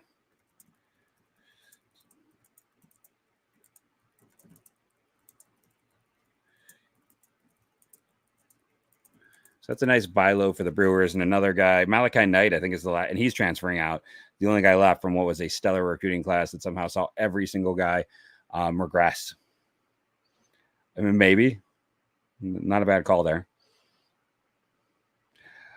I have to kind of wait and look and see the end. And I also have to see money. Like that's part of it too. Like if I see someone super overpay and it affects their draft, then, you know, but again, they probably wouldn't be an A+ draft if they did that. So I guess I don't need to see money, but I got to take a step back and look at the big picture and look at all the picks.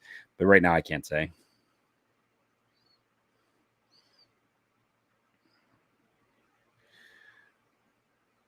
Marlins. Oh, Marlins, not Brewers. I saw the M and totally messed it up. I got to delete this. Thank you. I need to be wearing my glasses. Trying to do too many things at once. And I live in Milwaukee. Yeah, and of course they pick back to back of the draft as well, just to make it more confusing for a half blind person. So what do I use? I look at stats. Both like sophomore year data is weighed as equal to junior year data, because when you are the younger player performing against competition, that matters. I'm looking at Brock Tibbetts is a fun catcher who's going to the Blue Jays. Blue Jays are having a nice day 3. I feel like we got a Blue Jays fan somewhere in here. You guys are doing well. But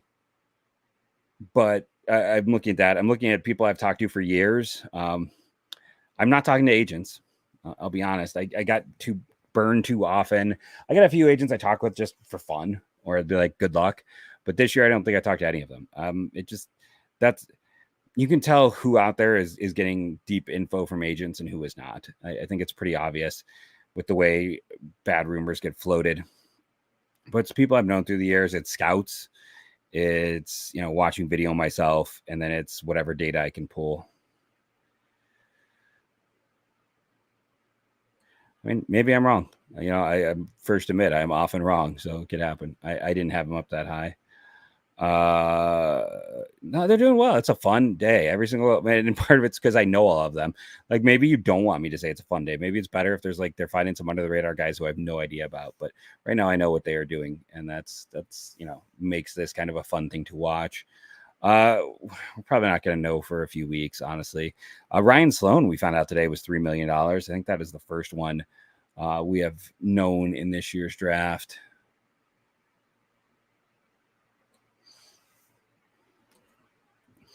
But a lot of my stuff starts with numbers. Like I start looking at guys' sophomore numbers, and I want to look for the guys who as sophomores were already performing at the highest levels.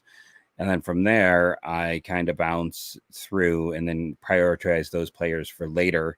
And then it's just the people I've known through the years, and I try to catch and respond, and like I keep contacts. And one of my, you know, I kind of live by a life motto: don't be a dick. And most people in the draft community are fantastic human beings. I've had a few terrible interactions in my life, and I just don't share info with those people anymore. And I don't really talk. And you know who's good and who isn't good people. And we've had Jeff Ponce on the show repeatedly. He's fantastic. Burt Granger doesn't love doing video, so we haven't had him on, but I love him to death. Carlos has been on multiple times. He's one of the best dudes in the industry.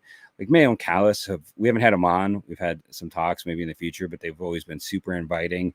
John Sickles, I don't think he's unfortunately on Twitter anymore and doesn't really do anything in baseball, but he is like, you know, he is super cool as well.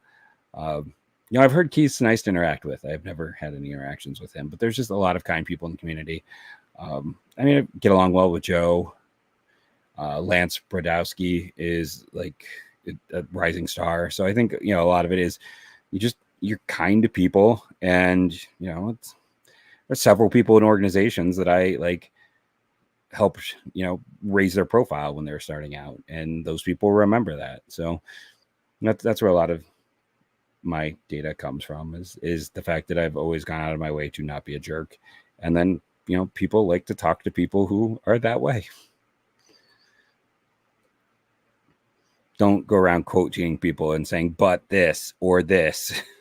That's not going to, it's not going to, Tegan Kane, that's from Kansas, right? I'm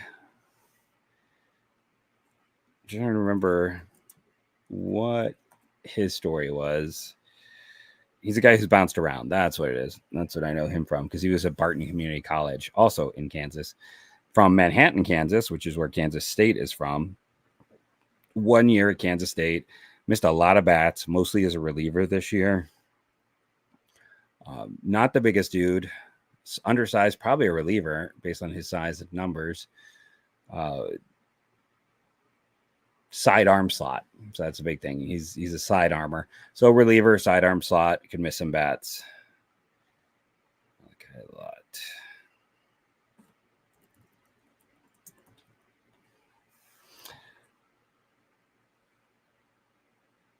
Okay, so you got Malachi Lott. He's at Sam Houston, was from Portland, Texas.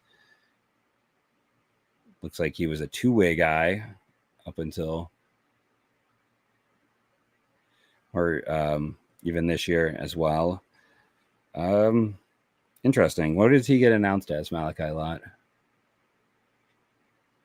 Was he announced as a two-way? Was he announced as a pitcher or a starter? I mean, he's fun in the fact that, so he started at Houston, transferred to Sam Houston State, good production the last 2 years, playing outfield.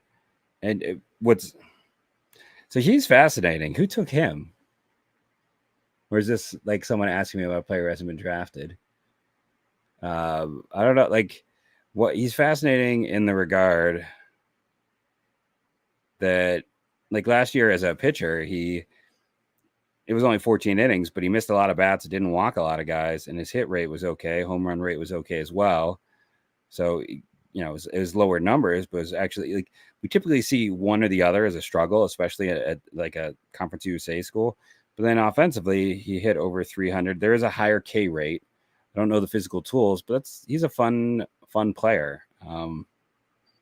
Whoever got him on day 3, I'd be kind of intrigued to follow his career.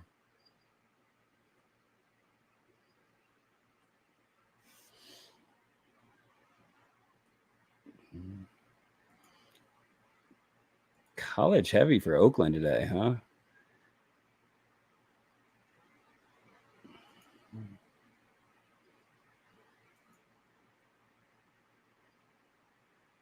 Another Canadian arm, a graduate student, 6'5", 240. I don't know, Ryan Magdasek. Kyle DeGroat, Kansas City spending. That's a pricey pick if they can get him signed.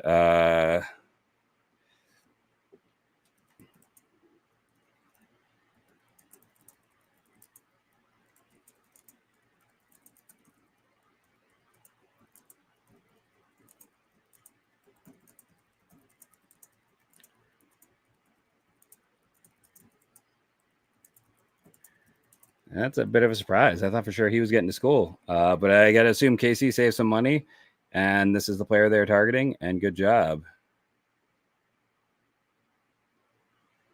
So, yeah, I agree with Justin. That's a surprise. That is a big surprise.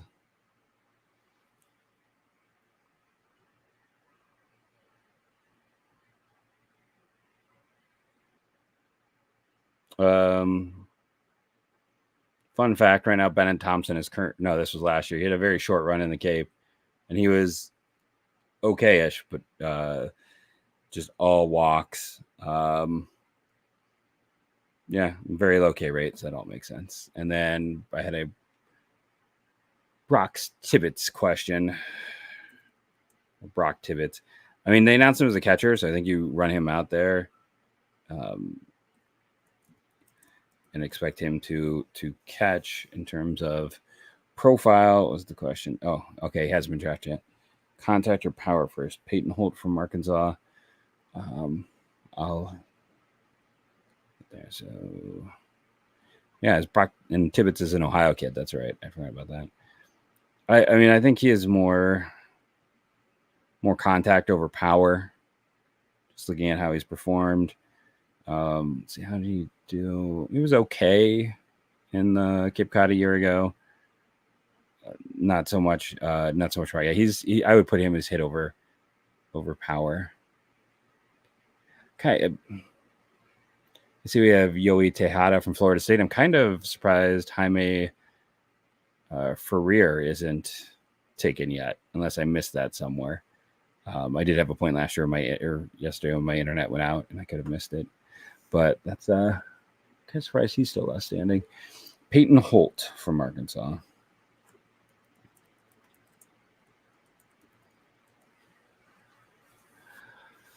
I did not spend a ton of time on Holt. I was kind of focused on the other players they have.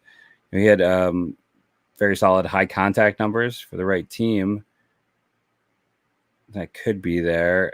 The knock, of course, is going to be age with him turning 24 very shortly. I'm going to twin stick fairy in the fourth. See, I missed it. That's the problem when my internet goes down. I think the big issue here is that he'll be 24 soon. And this is going to be the weirdest statement I make all day. But for the baseball draft, 24 is like a senior citizen, and teams already, that's going to cause someone to be Larry. But the contact data is really strong there. I should check and see if he's in my batted ball data sheet that I have. He is not. So means that he was not kind of compiled amongst the guys that were a high grouping. I mean, I think it makes sense with his data to consider him, but I think that the age is what's holding him back right now.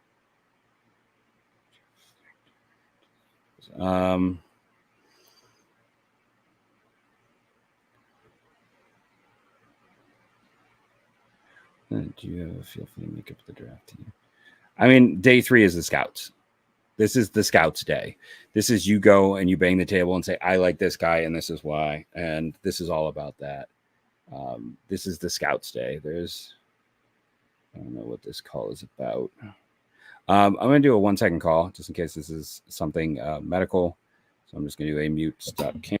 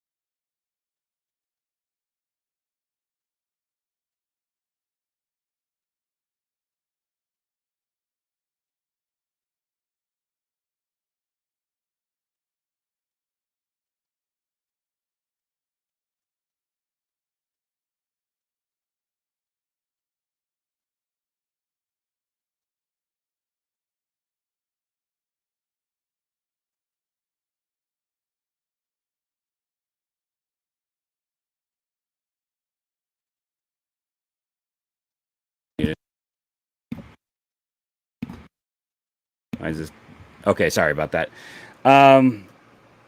Sorry, I had got a junk call and then and it threw everything off. I was hoping beyond hope it was that my ADD medication was in. Ryan Cesarini to Cleveland here. I was just saying Tanner Witt is a fascinating player who would have been a first rounder out of high school, and at various points he was a draft eligible sophomore, and it's just been a history of struggles and injuries, and like it's, you know, you want an example of why it is you take offers. He's not going to get there. Ryan Cesarini is a outfielder from St. Joseph's. We've had multiple players taken out of St. Joseph's. He's been playing in the developmental league, the Major League Baseball Draft Developmental League. This past year, he was he's a contact guy, not a lot of walks, not a lot of strikeouts, had some good slugging numbers. He's, I'm sure they've had someone watch him and see him in the developmental league. I don't have a ton on him. St. Joseph's, like I said, he's under 6 foot. He's an undersized guy, but high contact rate and solid production during his time there. His numbers were better as a sophomore: 392, 470, 618. This year it's 380, 465, 628. Depending on how you want to look at it, his slugging's better, his average is a little worse. I guess the numbers are comparable, but they're fantastic. So this is a high level performer at a lower conference who has played kind of in lower developmental leagues. Nice kind of. Oh yeah, Giants are, I feel like, spending today, and I don't know how with their lack of picks, but hey. But Cesarini is a nice developmental depth guy. You need more, outfield types. That's what he is. Giants are having a fun day 3.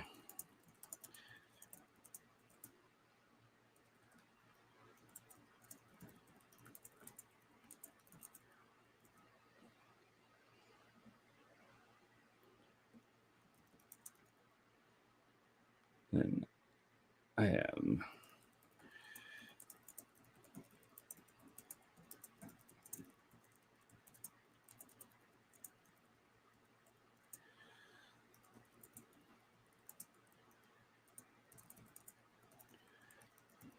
I don't know if any of our fans, anyone watching, has gone the developmental league and seen Cesarini. Maybe they'd have a good thing to add.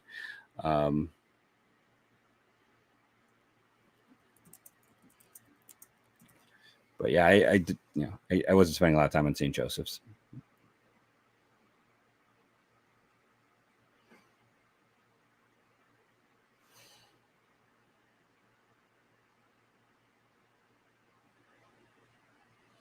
Just looks like kind of in their, Press Kavanaugh and a few of those other guys in recent years. They like to take kind of an outfielder who's performed well, and you're seeing if maybe it's the guy where you can find that diamond in the rough, or you can find the guy who ended up going to a lesser school.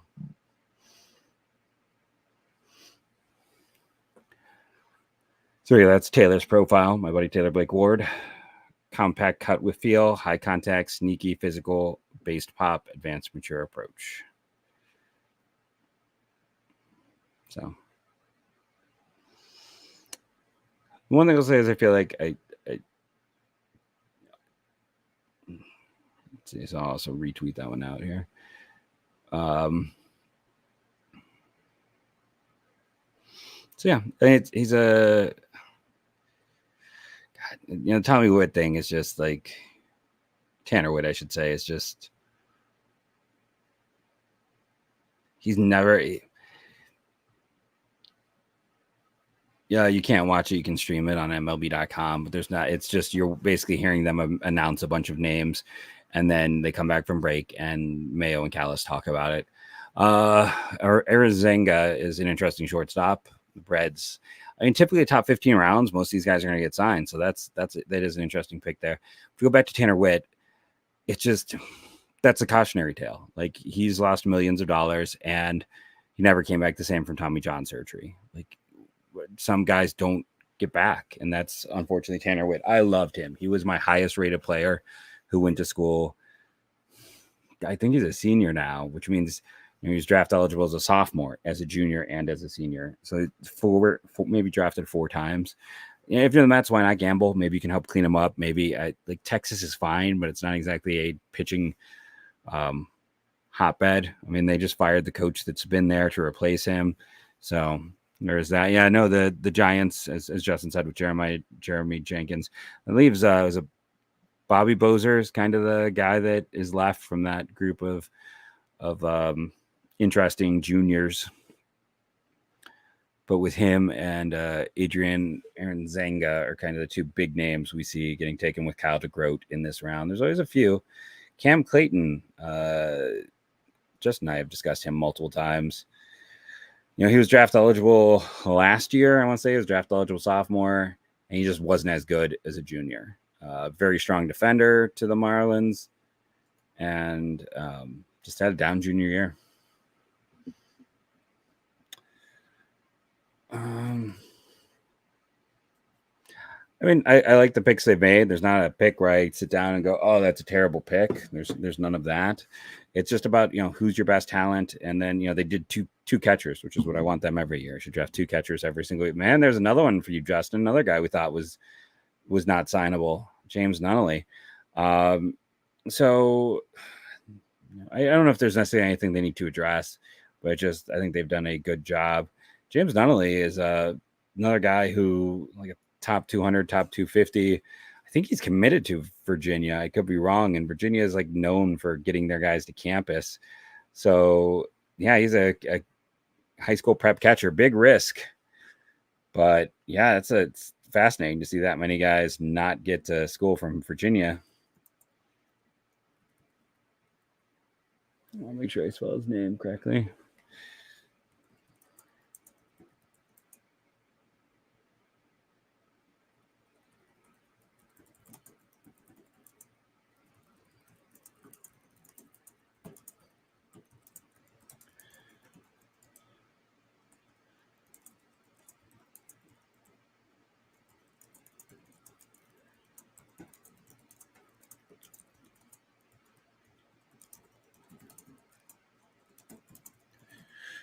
Okay, so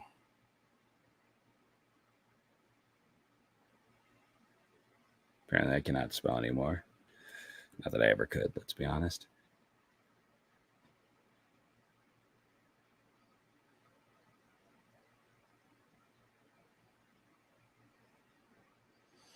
Okay, yeah.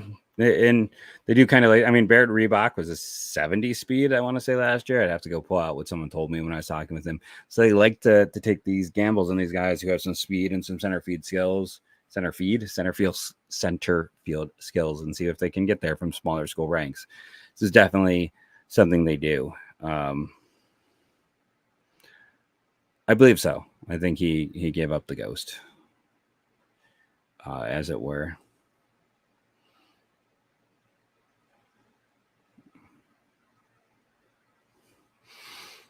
Now,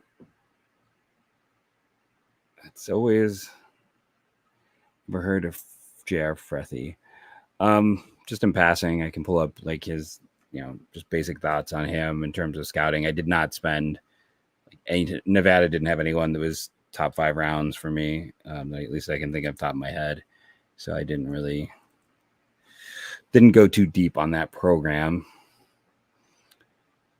Frethy is a 3-year guy. He never played at an elite summer league, so that also hurts. Good numbers. It is Nevada, so everyone has kind of good numbers there. You expect that the power won't match what he's shown, but a contact guy, walked more than he struck out. Decent slug, decent numbers, had a big jump in performance this year. Probably you're hoping for a utility infielder at this point in the draft for J.R. Frethy.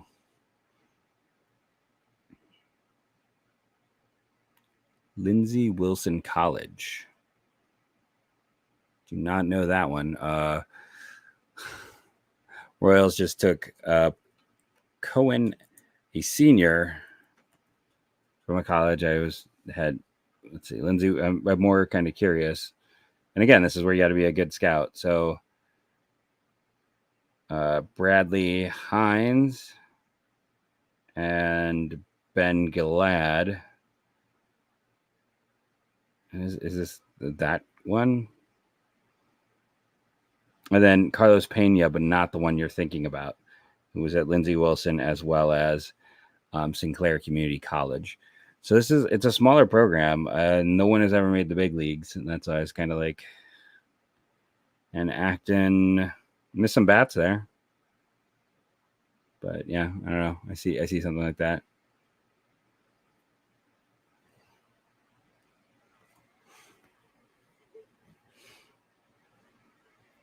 Mason Guerrera is he has some big exit velocities. That's he's an Oregon State guy. Kind of surprised that he's still around and no one took him. I'm sorry, no, that's big exit velocity, low chase, terrible contact. He was a really weird player to look at when I was looking at the data profile on him. Oh, and there's the Indiana State guy for who asked Jared Spencer, the likely reliever, left-hand pitcher, just went to the Phillies. He's a good relief prospect. I was kind of surprised he's still around at this point. He had pretty good production for them. I want to say he did well in the Cape. I know we discussed him on the show. So two kind of famous names there. Again, Guerrera to interestingly announced him as a first baseman. He was an outfielder at Oregon State, has power, doesn't chase, but can miss in the zone. And then Jared Spencer, who's that's another reliever. I feel like the Phillies have taken 2 or 3 relievers here on day 3. I don't know how I feel about a place called the Masters University. That's feels like a place that is a little bit intimidating. That's where Ryan Matheson is from.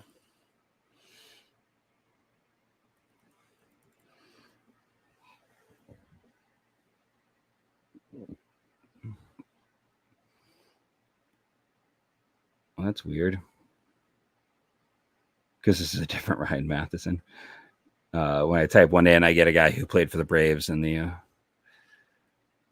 here we go. This is probably the correct one. Ryan Matheson at Masters, as they call it, high-level production, 400 hitter, double-digit home runs. You can see why they would take a gamble. He's played in the Alaska Summer League, so that's not one you see listed too often. A kid from Palo Alto. Mark Redmond, most famous guy from the Masters University.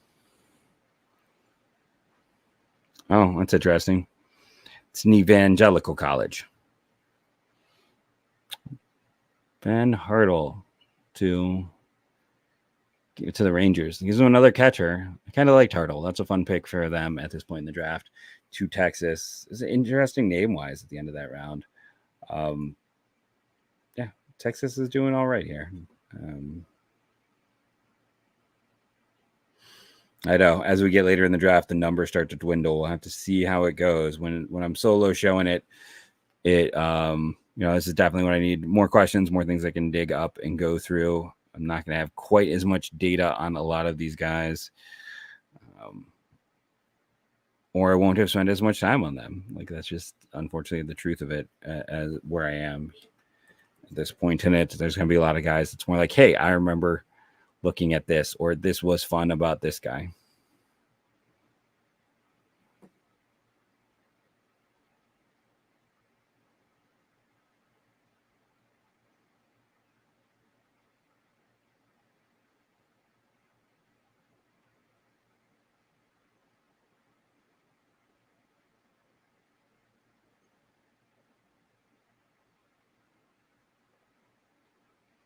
Dead air.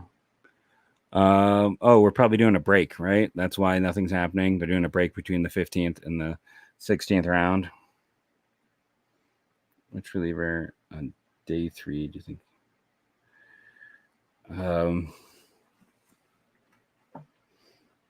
And again, this is bad, but it's like I almost have to go and just look at the exact list of names, because I very much rely anymore on my I have a hard time with names in general.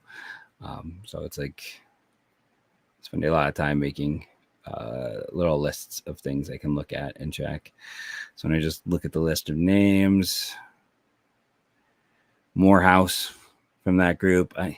Jacek and Harlow haven't done too much. Kyle Scott has a really good stuff, but he might be a knucklehead.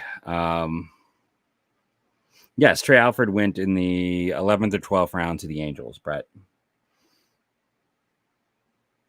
So I think that, so Alford wins. He's probably going to get a lot of money. Jared Spencer is a fun left-handed reliever from Indiana State, a guy I thought might go on day 2. It is another reliever for the Phillies. The Phillies are reliever heavy. So apparently Cleveland's 2 draft picks have the same birth, or born on the same age.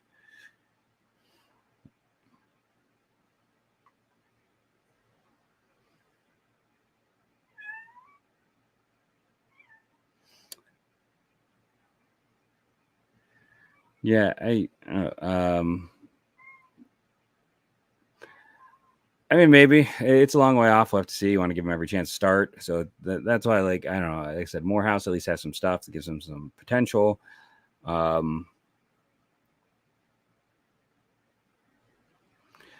It's a double-digit drafting. I mean, a decent amount of time. You know, Cleveland's got Schneemann and Herron are examples on the current squad. I can, you know, are probably the ones that everyone thinks about. But you know, there are guys in the All-Star game who are not people. You know, Mike Piazza is probably the most famous. Like, you know, in the 60-something round. But you trust your scouts. You dig deep, and you know, this is day 3 is the day of the scouts. This is their day.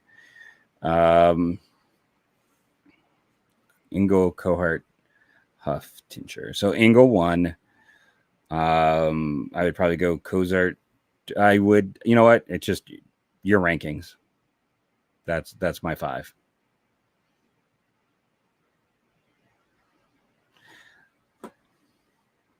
I mean, it's too early to really judge it. We gotta give him more than a year, and I'm sure it's a very small sample. I mean, it's a matter of getting, you know, you're going to run him out as a starter for the next year or two, and when that doesn't work, then you try him as a reliever. That's just kind of how it goes. Eventually, we might shift it, but I wouldn't focus on it too much. Outside of, like, you know, it's all about just moving the guys up and down. You know, getting those guys the opportunity to succeed or to fail, and then from there going through and.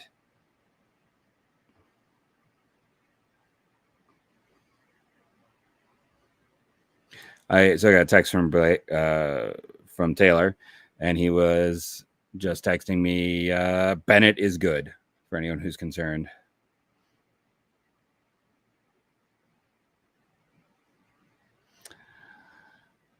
I mean, like, I was never high on either of them. Like, you're taking gambles on prep guys, so, like, no, I agree with you, Sam. I like looking at all of the random school names that I've never known of. It's always fun to kind of go through it. And like I said, Transylvania University was a fun one yesterday.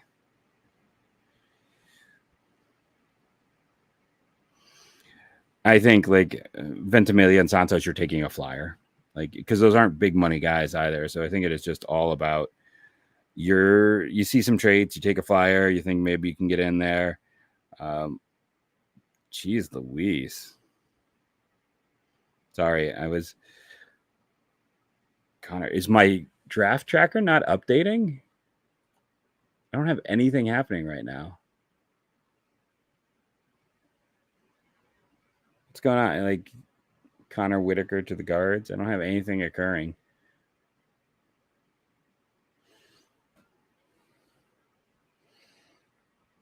Am I in the wrong round? I'm in the wrong round. Sorry, everyone. Wow, I'm like, wow, maybe it's a pause between rounds. I'm in the Luke Thielen, I like, from Western Michigan. Totally blew that one. It's a good pickup by Colorado. Solid pitcher, good level of performance. Connor Whitaker, Florida State. Oh, Zach McDonald, who just went to Detroit, by the way, was very close to setting the Miami University home run record. He was another one of those guys, you know, who was a big home run performer.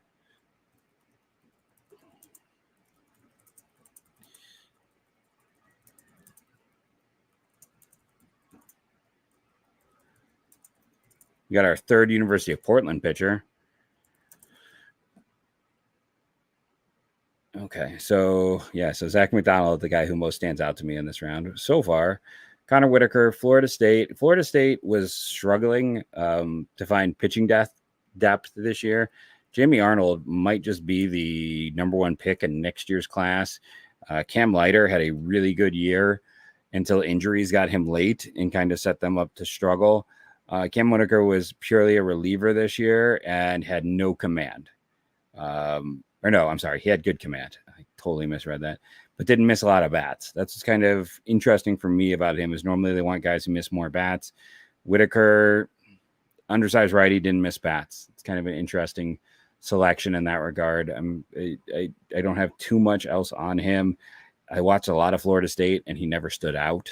I was I was out front leading the Tibbs bandwagon, but I didn't see too much in him throughout the process to make him stand out.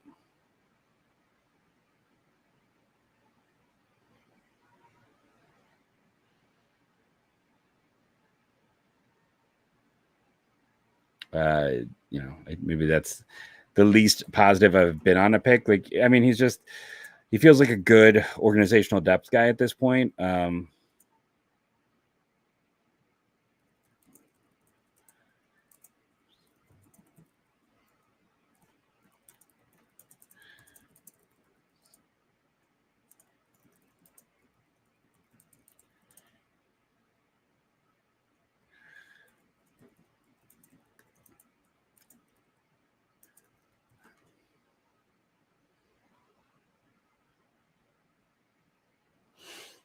Oh yeah, Evan Gray, another University of St. Louis guy. They're having themselves a draft apparently. Yeah. Let's see, who else do we got now? It's funny. University of Portland's had 3 pitchers taken. Sir Jamison Jones, that's a fun one. So Washington out of St. Rita High School in Illinois.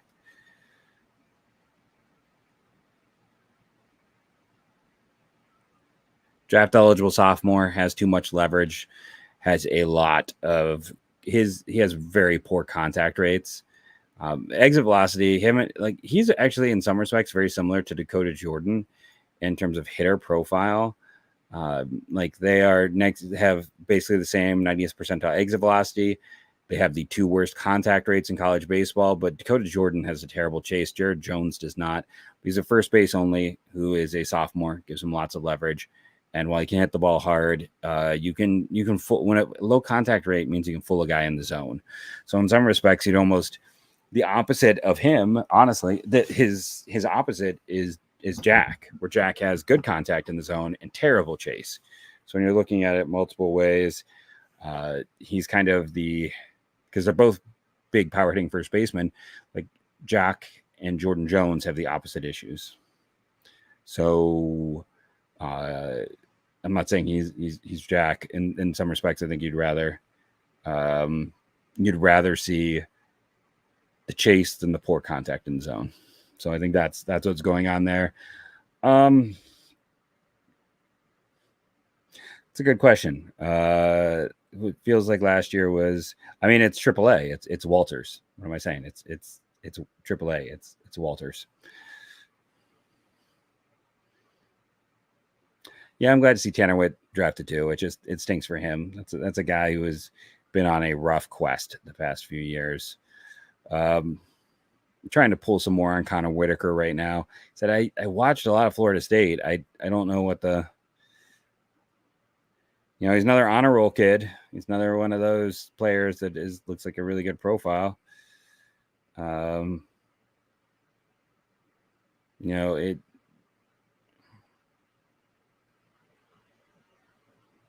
I think he was a starter at points for them too, but I mean they spent all year searching for starters. He started 9 games. It's not a bad pick by any means, but he's just a solid performer. Majoring in interdisciplinary social studies. He's just a solid pitcher. Maybe they think there's a little bit more to him, but I didn't see it.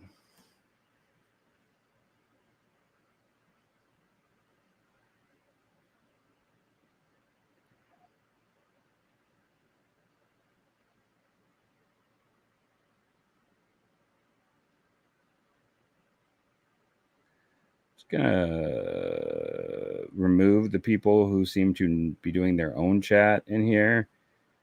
Don't know what that's about, but we're talking baseball.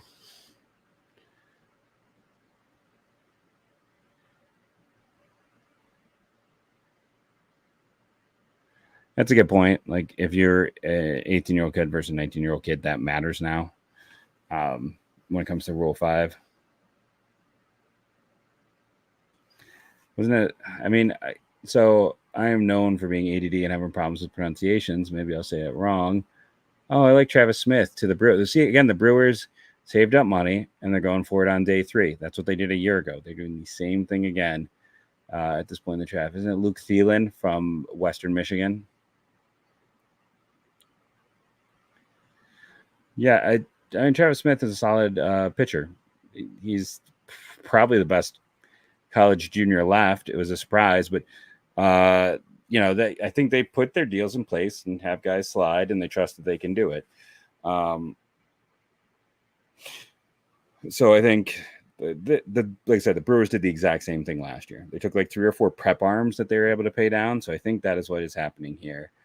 So that's and the Brewers are having a day. They're doing the same approach from a year ago, which was save money and pay on day 3. And the reason you do that is, let's say Travis Smith costs $500,000. If you paid him in the 10th round, $500,000 counts against your pool. If you pay him in the 15th round, only $350,000 counts against the pool. So that's why you're doing it, to try to maximize your spending. If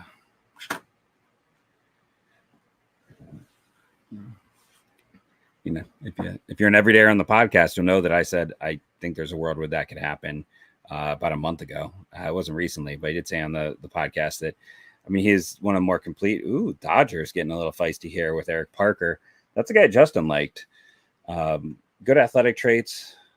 We thought he would get to school.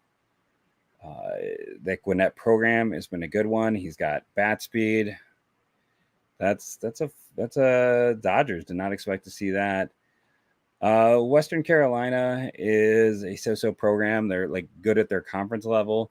I have not spent too much time on them recently. I used to see them when I was in Kent because occasionally they would come through town. I'm trying to remember some of the athletic outfielders I saw back in the day from there.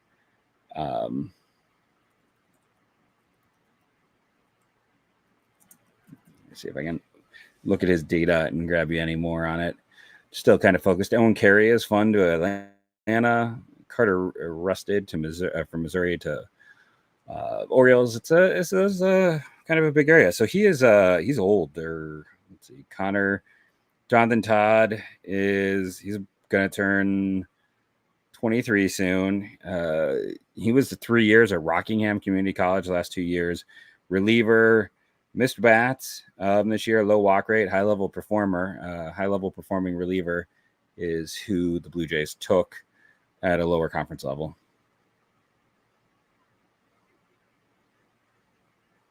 I'm not taking away anyone's everydayer status. Thank you for being with me, like, for so much of this. Man, St. Joseph's having themselves a draft. They just Luke Gabresh to the Phillies.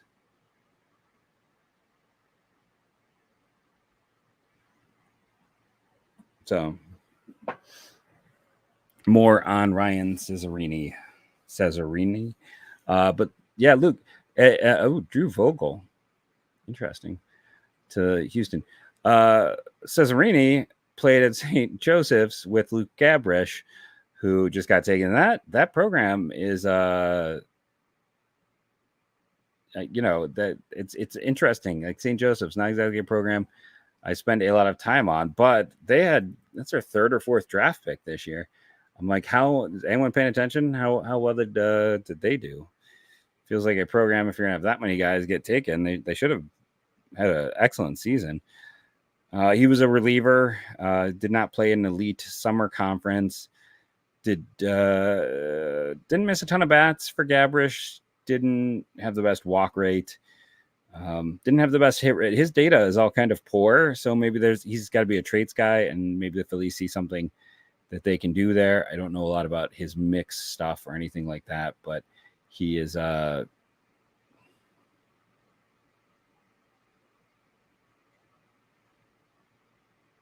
we took Todd. No, Jonathan Todd went to that was someone asking me who's a Blue Jays fan. The Western Carolina guy was he went to the Blue Jays. Guardians in this round, they took Connor Whitaker from Florida State, who has good command, is undersized, didn't miss a lot of bats, and just never popped this year.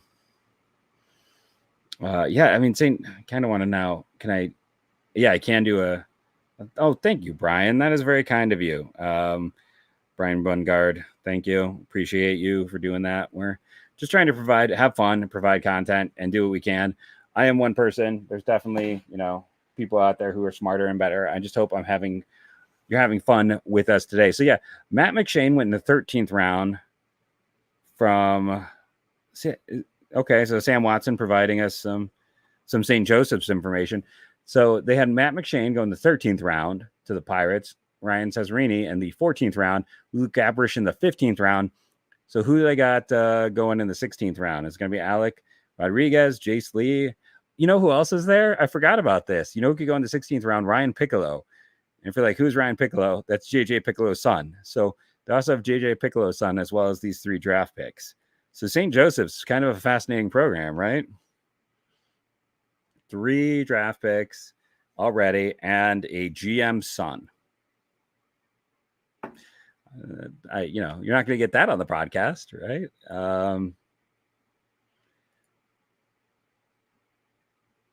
Let's see. Sorry, I'm just trying to get back so I can have it lined up at the 16th round so I don't make a mistake again. I've already had enough boo-boos in this one.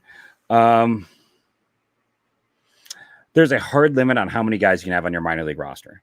So for every guy you add, you have to cut someone else. So that's essentially what happens. So for a team like the Guardians, if they sign everyone, that means 21 guys have to go. They've already started trimming. We've talked about some of those guys in the podcast, but now there is a hard limit to how many guys you can have in your organization. So adds and cuts. There's going to be a lot of guys whose dreams die, unfortunately, post-draft, either for not being drafted or because they're going to get cut.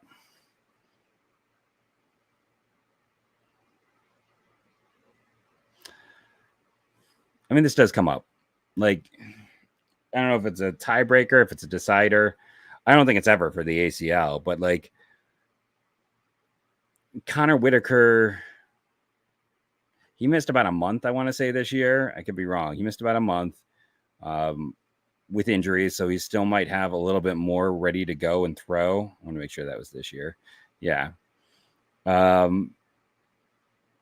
He missed about a month of the season. So, there's the chance that he has some left. So if you're going to go out and throw a Connor Whitaker, that he could help the lower minors.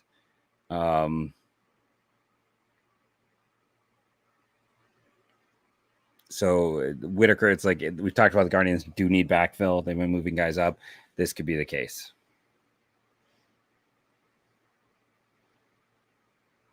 Like I said, they did have JJ Piccolo's son on the team.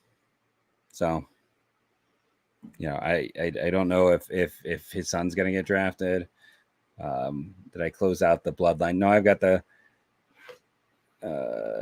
they don't even mention his stats here, because you had Brian Cashman's son is at Lafayette College, if we see that, and then Dan O'Dowd's son is at Texas. So,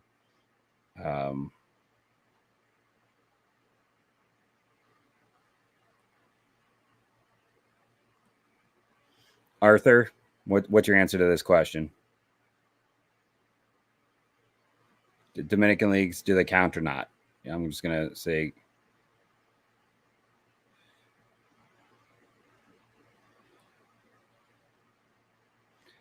I think it still counts to the 185. I could be wrong again, Arthur. You can clarify, and here's some of Arthur's clarifications. There's only so there's 14 slash. So they have still 14 moves they have to make, and that's if they don't add anyone. So, I would love to see Joey Cantillo get it together, just because of the need of pitching. So here we go. So no connection for the DSL. They don't matter. I just knew that's something Arthur would know much better than me. I'd love to see that. Ralphie and Churio getting the bump up would be nice. And then Travis Pizzana's ascent through the minor leagues from A ball to AA to AAA. So we can do a whole tour, as it were.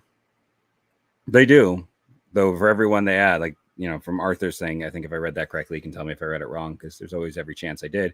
They need to do 6 or 14 cuts. So if they did 4 more guys, that means 18 more cuts from the system. So sometimes that can be hard to do. said we're pretty sure there'll be one. And then, yeah, this is a lot of theirs tend to be catchers because they need catching depth. Taking 2 catchers the last 2 years, though, means maybe they don't have as big of a need with catching depth. Catching was real. I mean, it's not great in the system, but there's a few years where they just weren't drafting catchers. So the catching got pretty bad. No knock on, the Zach Facias and the Joshua Lettas. It's like those guys got up to the upper minors because they just didn't have anyone else.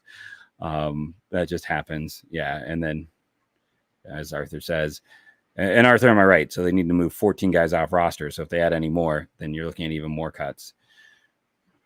That's a good call. I'd like to see Mooney on the move as well. Yeah, I would just like to see. A problem with Roderick Maltrude is he's so old at the level he's playing. I'd just like to see him get more. Sam is not a fan of Akron, it seems. And then next year in Cleveland, just is the place to go check this out. Arthur and my co-host Justin, and I think Willie all do some great contributions over there. I just don't. Man, it's kind of insane. We still don't have Kate Obermueller out and about in this draft yet. And Bozy, the second base from UCF, as well. It's just.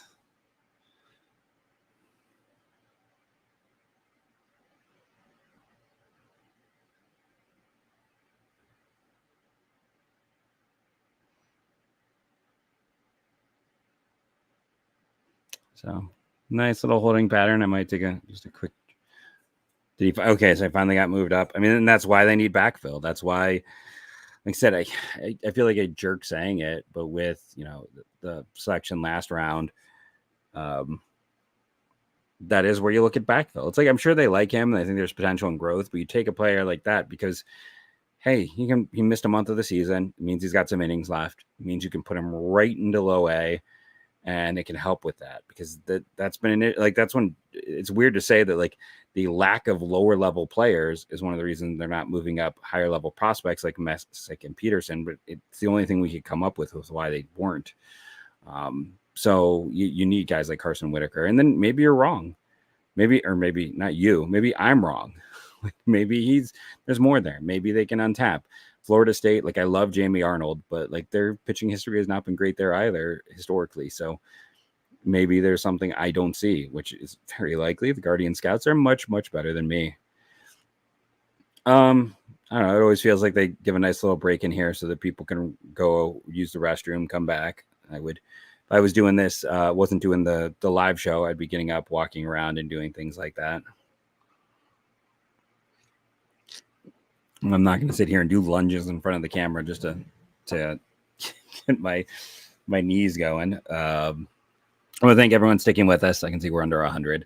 I kind of had a feeling it would happen. This was not going to be day 3. It wasn't going to be day 1 and 2. We're having a few hundred people at a time. It's just not the nature of day 3. So thank you to everyone who is sticking with us. It's going to go fast. And again, if you ask questions, I'm going to try to answer them. If I don't know a guy, I will try and look him up. I'm going to know less of the guys than ever. And we're also officially at that point where like, this is the area where guys may not sign. Like the top 15 rounds, that's a pretty bulletproof typically. But there are teams in the 15 to 20 range where we start to get to that point where it's like, if you draft a guy, you can talk to them. That's the big thing. You can keep talking to them after the draft. Gives you a chance to get to know a player a little bit more. But there are teams that are not going to sign everyone. There are teams that don't believe in signing everyone. So they're going to sit there and but we don't know if that is, if that was their plan last year or if plans changed with the Guardians. Thank you, David. I feel like I'm showing my lack of depth, but I appreciate you saying that. I wish I knew more. I wish I had time to invest even more in this. I'm doing what I can. Yeah, Marone and Hewer. Ryan Marone in the 20th round went to NC State. Mac Hewer, 16th round, maybe to Texas Tech. If I can not travel in, if I can trade in rumors for a second, the talk was that Alex Mooney changed his mind and required more money, and that's why Hewer and Marone didn't get done. That the plan was to sign everyone. and that Mooney had a change of heart, which does not look good for the agent, for Mooney, or anyone else. Like, for instance, it could be worse. Like if someone like Chase Mobley did that, you might have $1 million go to waste. So I could also see a team punting the 20th round, because it's a 20th round and you're just going to take a gamble, which in some respects, maybe they did. Maybe Marone was a bit of a punt, that they didn't have a deal in place there. You know, Jake Miller was kind of a gamble when they took him, because they essentially gave him every dollar they could up to losing a draft pick. Like if you go and look at Jake Miller's bonus, you can see that they just like, this is what we can offer. Will you take it? And he was a draft eligible sophomore, and he said yes. And then he got hurt, which stinks, because he's a really interesting arm. And his brother Cole was a high pick by the Oakland a year ago, and his dad was an NFL receiver. It's a very athletic family. Thank you, our Urban Horrocks. I'm trying my best, but no. And that's the thing here. Like you can't play those shenanigans, because you can't, like, and basically that agent has the choice to either be like, we're going to let go the player, or Cleveland's probably never going to draft another guy from our agency. Like, because you can't trust them, and especially in a big money deal, like, because then you're just left holding the bag, and then it's a waste. In terms of back in it, Connor Spencer, Ole Miss, and then Andrew Moans. It's probably going to go faster than ever. Robert Horgan from Kentucky. Robert Hogan, I should say, from why do I close all of my tabs? I have like a addiction to tab closing, and it always blows up in my face. So Hogan was a two-way guy, I see, at one point in time. Bounced around. Texas A&M, North Iowa, University of Kentucky. Did not miss a ton of bats this year. Command is okay. Walk rate being really low. That's why I looked him up earlier. I have a theory that low walk rates coincide with being hard to pick up and pitch, kind of like how high BABIPs at the college level are not a negative, but show quality contact. So, I think there's something there. Clearly a good athlete. If he was a two-way guy, was at A&M previous to this, moved to Kentucky to probably get more opportunities. I don't know what his chances of getting drafted are, but he's an interesting player for sure. So we had 2 Cal colleges in a row. That's always fun. TJ McCants. Alabama. God, where was he? Was he Auburn to Alabama? No, he wasn't Auburn. Was he Mississippi State? He was an SEC transfer. Had a good year for Alabama this year. The transfer paid off for him. Good performance. No name performer.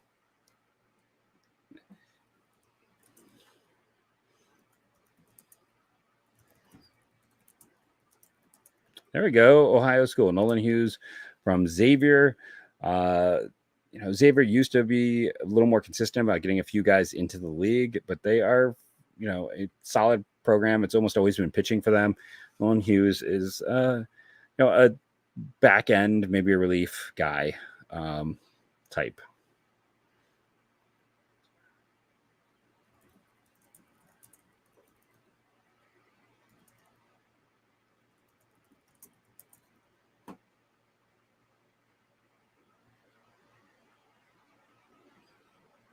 But I always I don't know, being an Ohio kid, I like seeing the Ohio kids get drafted. We have not had a ton. It's, I believe, just the 5th Ohio player in this class. We've had 2 on day 2.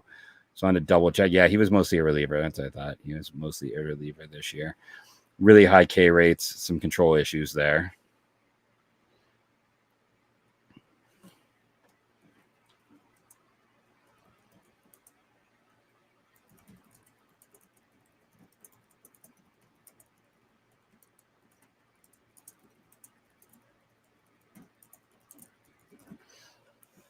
Okay, got those out. Did I get a random beep in my ear? So yeah, no, Nolan Hughes. I just went and double checked. Wake Forest arm that I was not really looking at. A draft eligible sophomore. That's probably going to cost the Angels with Will Gervais,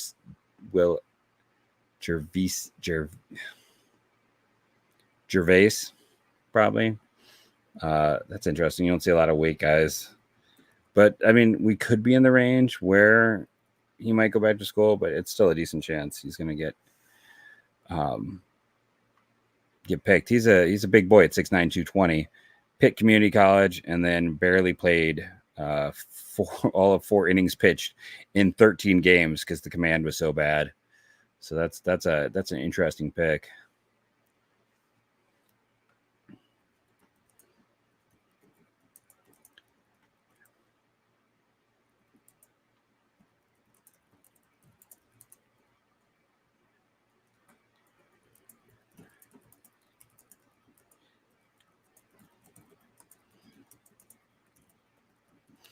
Yeah, so 13 games, only 4 innings. That's, I think, all you need to know about Will Jervis. That's a lot. Guards are up. We'll see what they do with the said selection at this point in the draft. Betting on someone I am not super familiar with. Because, again, this is where the scouts make their money. This is where you rely on scouts to go find the diamond in the rough, find someone with an interesting or useful trait, or find someone to help your minor league depth, but who has enough growth where you're still looking for major league potential. You're not going to take a guy just for depth. High school kid from Hawaii. That's a bit of a surprise. No, yeah, that's a bit of a surprise. Jacob Remley. I did not think he was not one of the Hawaiian kids. It was a decent year in Hawaii too. I did not spend a ton of time on him. He is young for the class. I got him as a pitcher. I mean, he was a two-way guy. Perfect game. I was just kind of curious. When he's San Jose commit, they have him listed as bat first. So that is interesting. So who is the lucky signing scout who got to spend some time out there? And is he in the, I don't know, he's in the MLB Draft League. So maybe that's where they got to see him a bit. 6'5", big kid. Or I guess MLB.com says 6'6", 190. This is purely upside. He was pitching for Mahoning Valley in the in the draft league. But just Anson Siebert, that's a big one to Detroit. Arthur, didn't you go to the Mahoning Valley? Did you see Jacob Remley?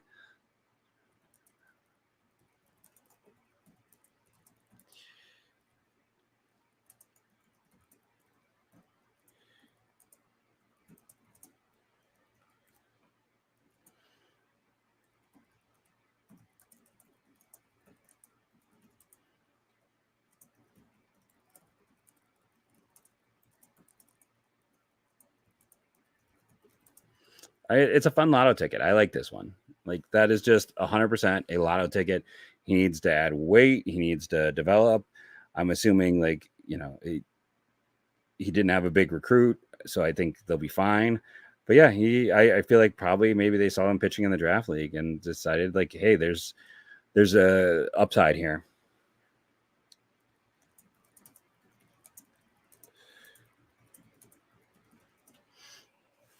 I don't know. Are people going to be happy because there's more ceiling here and they don't always like the non-ceiling picks? Or people going to be,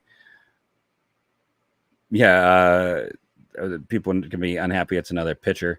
Peyton Oldneck from Miami of Ohio. That's the guy you're thinking about. But yeah, no, Remley is like, he doesn't have a lot of data out there. Like, I went to his PBR page. There's not much. His perfect game page. There is not much. He's listed as a third baseman most places. So it's interesting. Okay, I got some advanced data from 2023 on him. Let's see, is right that back in December 2023, he was up to 89. Slider was 76. Change up mid 70s and a curveball. Not a great 60 time. Solid outfield arm. Good exit velocities, as one would expect with a kid that big.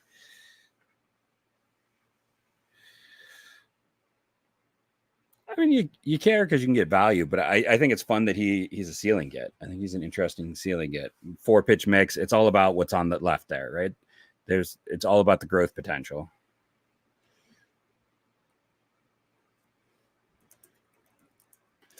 I'm gonna ask in the press conference how much they got to scout him in Hawaii and how much was scouting in the MLB Draft League. That is already a question I know I'm going to ask for this part in the draft, because that's the thing. It's like, again,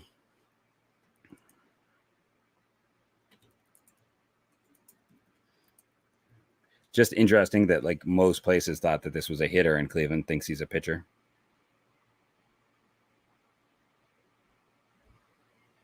There you go. Arthur did see him.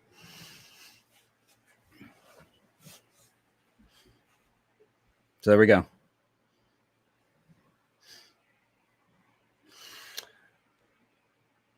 I mean, I had the Yankees guy 1,181 on my board, Noah. So we were close.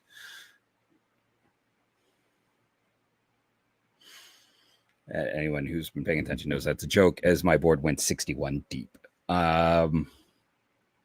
Extension candidate. I assume you mean like, does he have extension? I haven't seen him pitch. Said he's listed on PBR's third baseman on his those high school things to get you more attention. He's listed as a third baseman. On everything he's listed as a third baseman. He's been pitching in the league, so he's just kind of interesting. Yeah, Jaden Agassi is an interesting story, right? Like super bloodlines on both sides. I kind of liked him out of high school just because I was like, that's kind of fun to have like that good of bloodlines. USC has been kind of a disaster. I mean, USC and UCLA are kind of disasters for baseball. 6 year.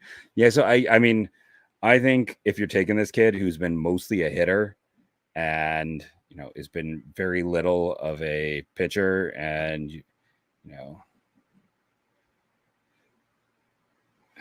it's and even like most of the tweets about him are about his power.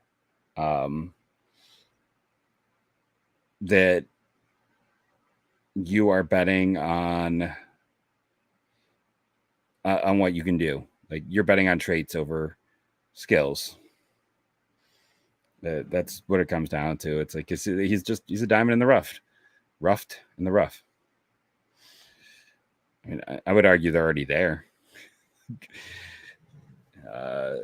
Carson Wisenhunt, Gavin Williams, kind of. I mean, they honestly, I didn't love him as a player in college, but it started with Jeff Hoffman. He was a guy who was in the running to be 1-1 overall. Before he got hurt that year. Now I was never involved in that because I didn't like how he wasn't dominating his level of competition. They've been slowly moving up. Now though, I mean, it's pretty consistent. So Arthur is throwing some more information about the day he saw Remley pitch in the chat in case you missed it. But yeah, I don't know. Hey, why not take a gamble on ceiling? Likely, I assume he signs. San Jose State is like an okay program, but like, am I gonna make the San Jose State fans hate me? Let's see how many guys they've had drafted. 0 players drafted out of San Jose State so far. So Jeff Hoffman is an all-star, but it was a heck of a windy road to get there, and that's mostly thanks to the Phillies. Like that is, let's be very honest, he was not good for his first 4 orgs. They worked on that. That's more a credit to your team than he always had good stuff, but he was never competitive with it.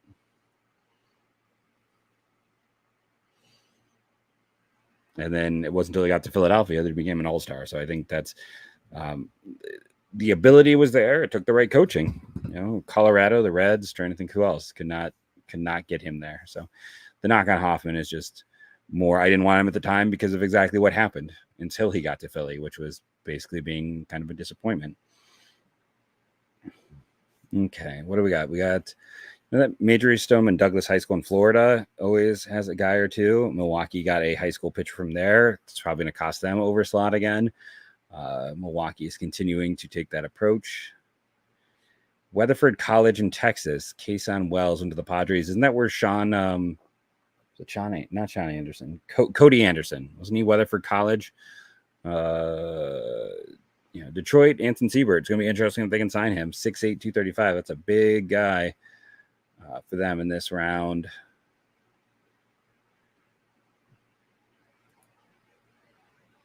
And then the Orioles just took extreme speed.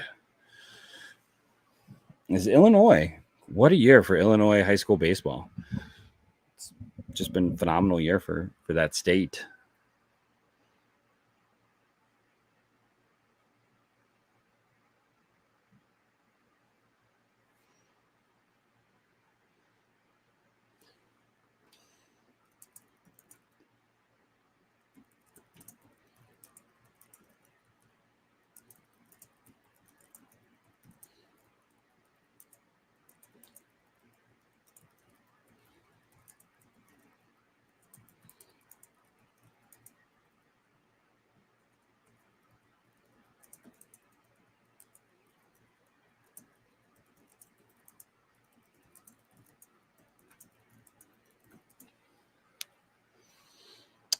Okay.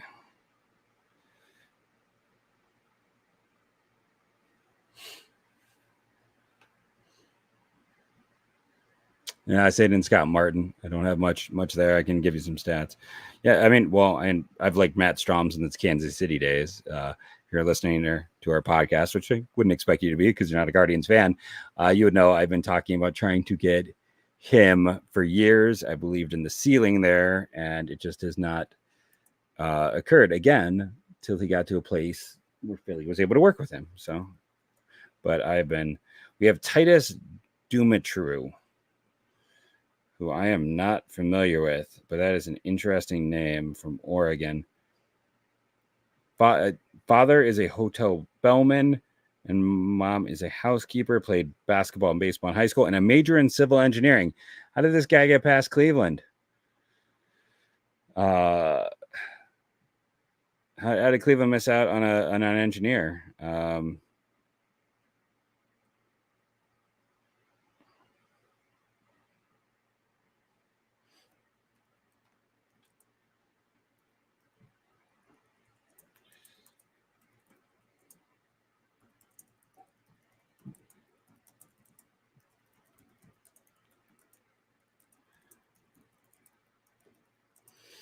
I looked it up because you don't see Titus as a very common name.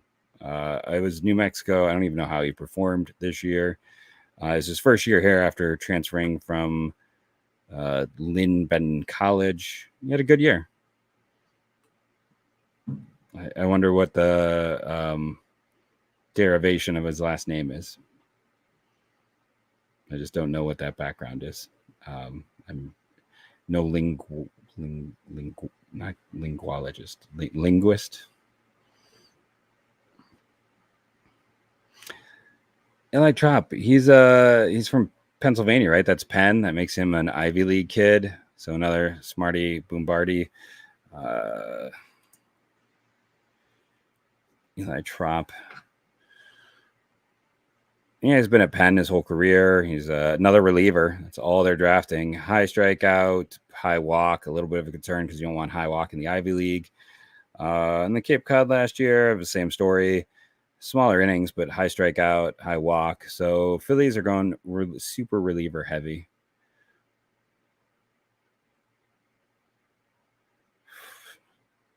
I mean, I haven't done like too much of my digging yet. I wish I could give you Jamie Arnold. I'm not going to get a chance, but I'd love Jamie Arnold.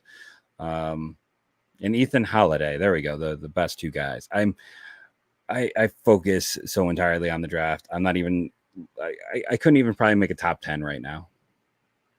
Maybe that's crazy, but it's like when the draft is done, I'll go back and I'll look at my draft eligible sophomores. The guys who got to school from 2023. And I'll look at the high school kids from 2021 and I put them on the list first. And then I sprinkle in the names of guys like Jamie Arnold, who's probably going to be, like I said, my number one guy next year right now, that he's going to into that list. And then I just kind of start there and go from there.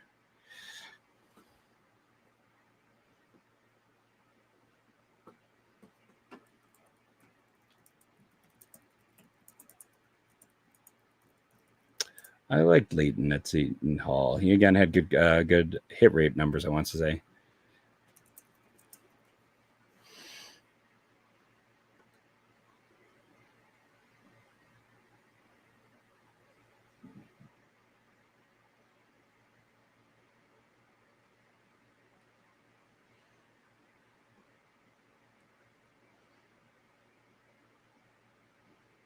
Romanian, interesting.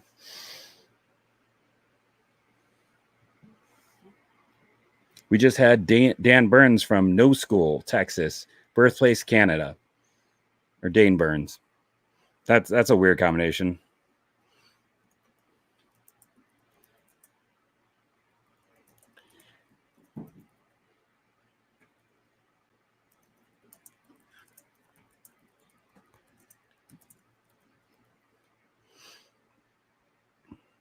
That's not what you expect to see.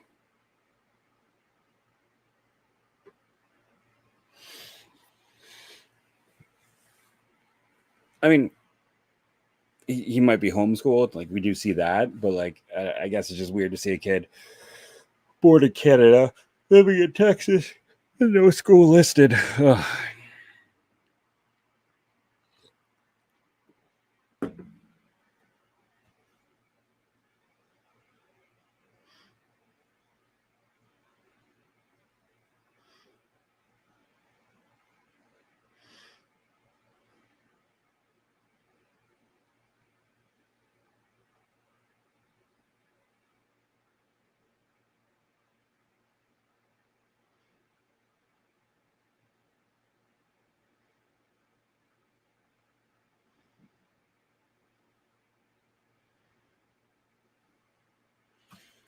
Lyle Green Miller. That is a guy who hit a ton of home runs this year.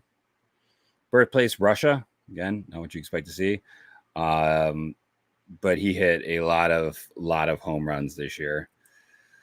Lyle Miller Green was a home run machine. And I did not mean for that to rhyme, but now that I've said that, you have to repeat it the way. Gavin Bruni from Ohio State. I think he's in the transfer portal right now. First Ohio State player. I think most people thought that'd be Trey Lipsy. Let's see. Miller Green had some of the highest exit velocities in the country this year. His contact and chase were middle of the pack, but not terrible. But yeah, that guy was a home run guy.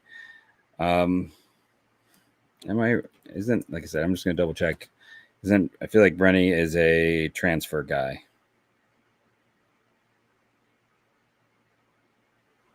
Maybe not. Maybe it's just Battle Shields. But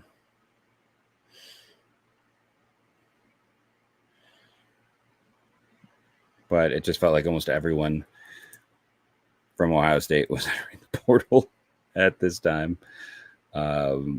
It was this rough. I great new coach there, but it was a rough end of the season for them. Alliance kid, Alliance has produced Chad Billingsley and several other players. Bruni was in the Cape last year. Didn't go great in the Cape. Command issues.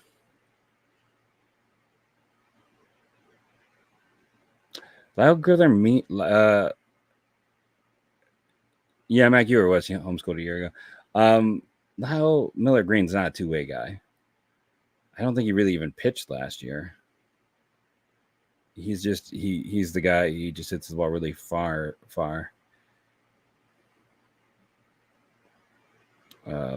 He's just.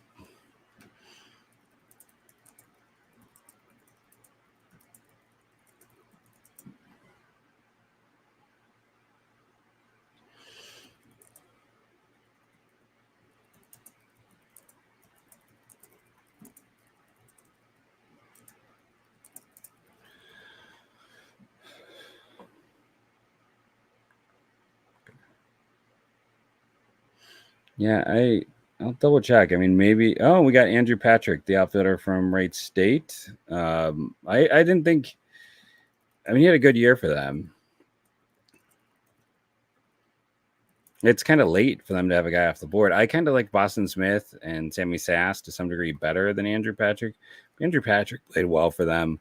That program has been so good when it comes to talent that it's kind of surprising that it's Hilliard kid. He had a down year, some health issues. It's a little bit of a surprise in that regard for him there. Oh, I've seen smaller than 5'9" pitchers. Georgia Tech pitcher.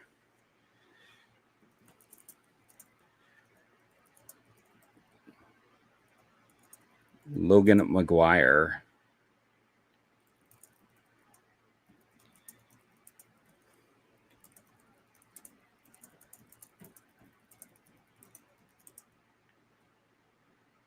Sorry. So Logan McGuire was not high on my list of guys from Georgia Tech. I'll go pull him up.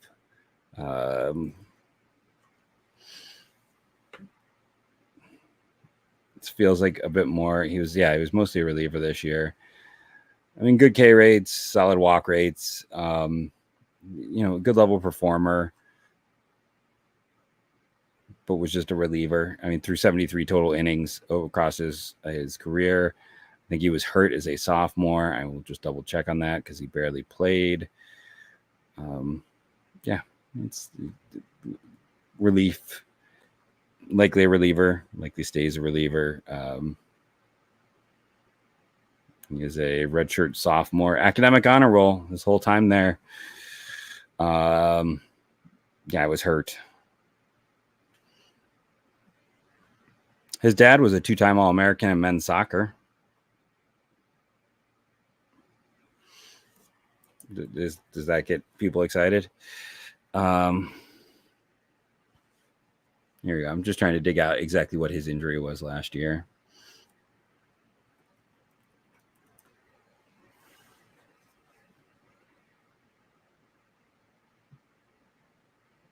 A shoulder injury is about all is what I can find. That's not always ideal, but he barely pitched. I'm just trying to see if there's like a Tommy John or anything else occurred. This is what I'm trying to dig out.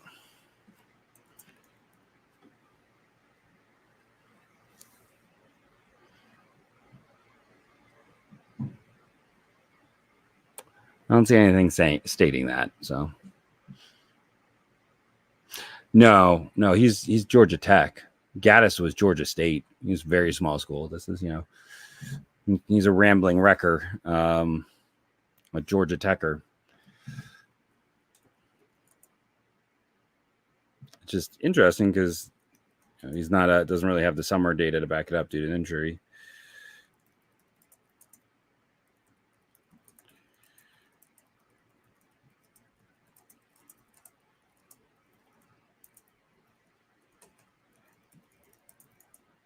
He looks like a reliever, like a guy who should be able to help out in low or high A very quickly.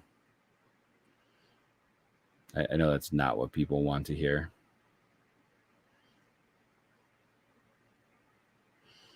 Who are Guardians fans, but that's just no, it is. So he did have Tommy John. Inconsistent breakers, good control, returning from Tommy John.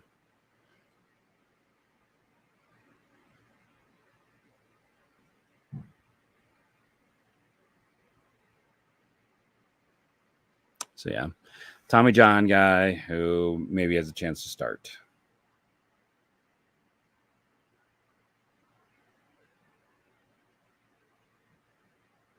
I mean, I get that, Arthur, but like they've produced one big leaguer in the last 40 years. So for baseball, they're a low major. They don't get guys drafted. They don't do anything. Like that's the same thing. Like in baseball, it's different. Like it's not Power 5 conference in baseball. Ohio Big Ten is not a power baseball conference. It's a Power 2 conference in baseball. Baseball's weird. That's all. It's a different animal. Like, I mean, Ohio State's going to lose recruiting battles to smaller schools, to mid majors sometimes for baseball. Like, they lose recruiting contests with Kent and Wright State. So baseball is weird and different in that regard. Georgia Southern had a guy off the board right there, but you don't want to confuse them like I did, because Georgia Southern, I believe, is the rival of Georgia State, which is where Gaddis went. And it's funny because we had JoJo Jackson of Georgia State just went. So we did get a Georgia State and a Georgia Southern rivalry schools back-to-back picks. Right there. That's mildly humorous. Do you get those two schools back-to-back? I really don't know about either of them. Limited time to spend.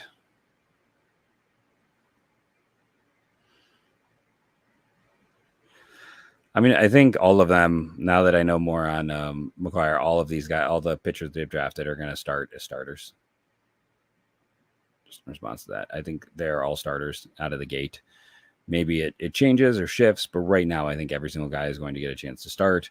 Maybe Logan McGuire, they play slow because he's coming, it's his first year back from injury, but at the same time, since he's reliever all year, maybe they don't. They let him amp up, but I think all of them.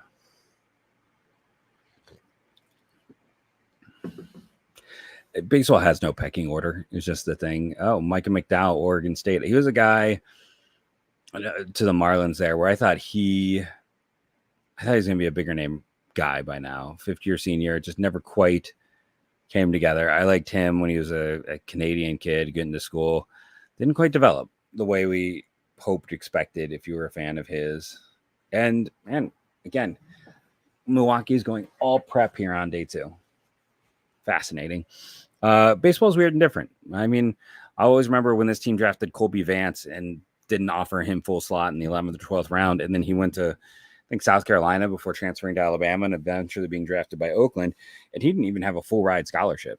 Like, he went to school on a partial ride. Baseball does not get a lot of money. It's the thing, like when people want to debate about the impact of NIL, unless you're at LSU or A&M or one of those big SEC programs, and maybe like Wake and Florida State, in the ACC, I don't even think like, Clemson and places like that have as much NIL for baseball. It's just baseball is its own weird, different thing. It just does not have the funding. It's growing, so maybe that'll change, but it doesn't anymore.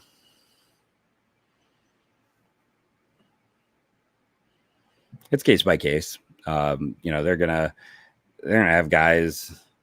I mean, Eli Morgan was a starter until he got to the big leagues, even though I was calling for him to be turned into a reliever from the moment they drafted him. 99 was drafted as a reliever. I'm trying to think. Walters was drafted as a reliever. I mean, Henches was a starter up until, he got to the big leagues as a starter. When Trevor Stephan was a starter when they got him in the Rule 5 draft. I mean, you're almost a starter until you get to the upper minors. There's not unless you were always a reliever, they don't often start that conversion until you're in double or triple A, because if you can't get the double or triple A, then it doesn't matter.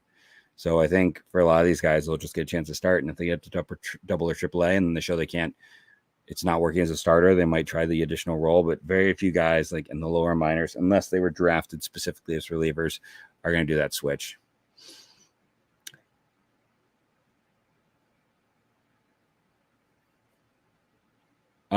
Yeah, he was, and so was Walters a year ago, and so was 99, and they do draft relievers, but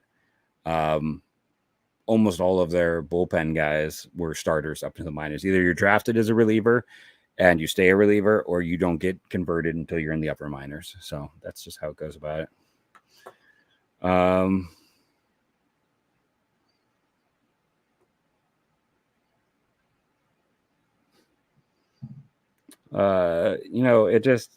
At this point, it's like guys can have a good game. It's not going to guarantee anything. It's a matter of what teams think and what the cost is. And for a guy like him, let's see, he just turned 23, so it was an okay but not great year, and he never pitched in. He pitched in like the lower level summer leagues, so teams didn't get to scout him there, and this past year at Oregon, it's like none of his data points they're all okay, but not great. So I don't know what his stuff is. I wasn't super familiar with him, but outside of games that I watched, it's not like I dove in the stats. He's been a reliable arm. There's a chance for him to get drafted, but when you're older like him and you don't have a standout trait, sometimes that could be a little more difficult. Gavin Smith. I mean, I would still think they are going to sign someone if they draft him. I want to see what Gavin Smith's commit is. That often matters. You're looking at a guy, and if they're committed to a bigger program, see, I think I clicked on the wrong one because he's the Arizona Gavin Smith. I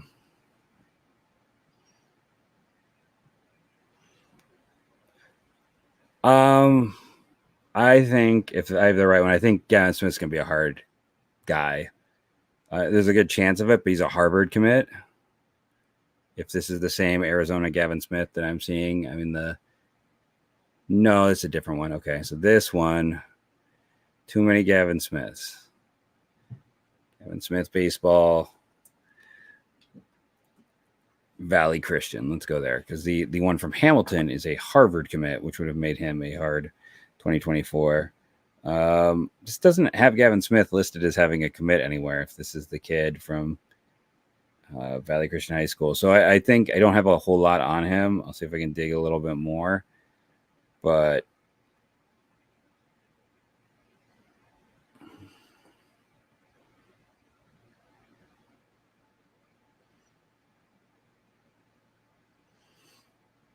that's interesting. His high school has their own webpage. It makes them look like they're a college. Yeah, I don't have much here.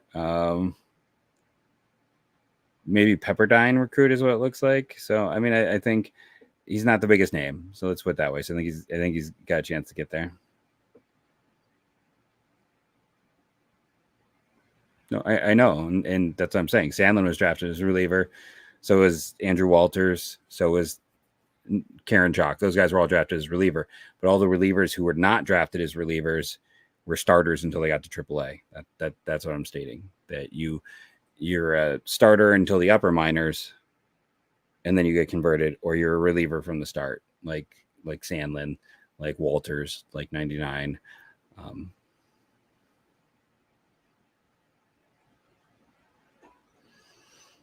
Don't low minor, low leverage guys have. I guess I don't quite understand the question. Yeah, it's really hard. It's a really low percentage if you're a low performance guy to make it up. Like a lot of these kind of guys, you're taking dart throws in the dark and hoping you'll see if they'll fit. But I don't. You still you have to have a few of these guys work out. Like maybe not every year, but every few years you have to have some of these kind of dart throws work to help replenish. And sometimes having them work is just having them perform well enough to turn themselves into a tradable asset. That's also part of it. It's like, oh, if we put this guy at this level and he performs well, maybe they're something we can use to help us get something else.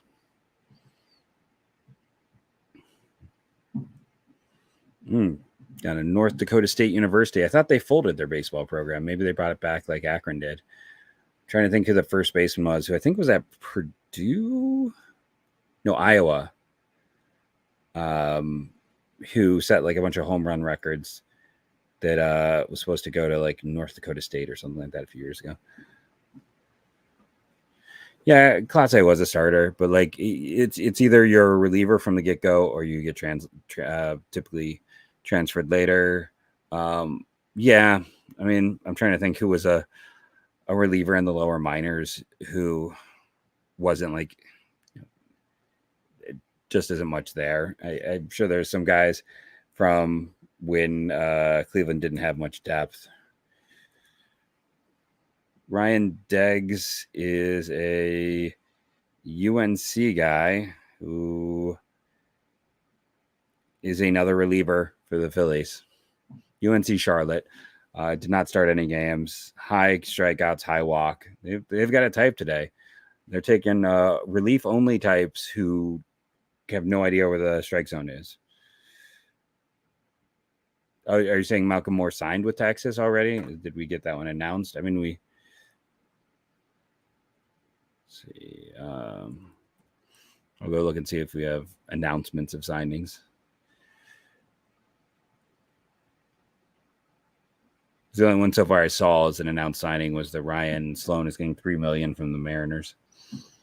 But yeah, Dedge is just another reliever. That is the Phillies have drafted almost entirely relievers for the last 4 or 5 rounds. It's kind of fascinating in that regard that they're just, and nothing says that they can't turn around and maybe turn some of them into starters. They have been right now. Yeah, Cade Smith is probably the exception to the rule. And it's also weird because Cade Smith was in that 2020 draft class as an undrafted free agent. He is the exception to the rule in that regard. I don't know, though, if he was used as a middleman. I mean, I don't know if there is really an MLB process. You're just going to work with them, work with coaches to help build up confidence again. And occasionally they'll have, someone come in who may be a psychologist if they feel like it'll help a player. But a lot of it is just building up confidence in player stuff and being like, it doesn't, it failed you at some point. I mean, it's important. It's dealing with failure is baseball. Baseball is a game of failure for everyone. So it's the ability to bounce back. I don't know if there's a set approach, but it's definitely one of those things that like you want a player to be confident in their abilities and their stuff and that they can get it done without it getting into overconfidence where they think they can get, their lesser stuff or, it's why you never want to see a guy lose with like their second best pitch and things like that. You're building up confidence as much as you can. I mean, you probably want overconfidence, honestly. You want your baseball players to be full of hubris. And if you follow them on Twitter, you probably see that many of them are.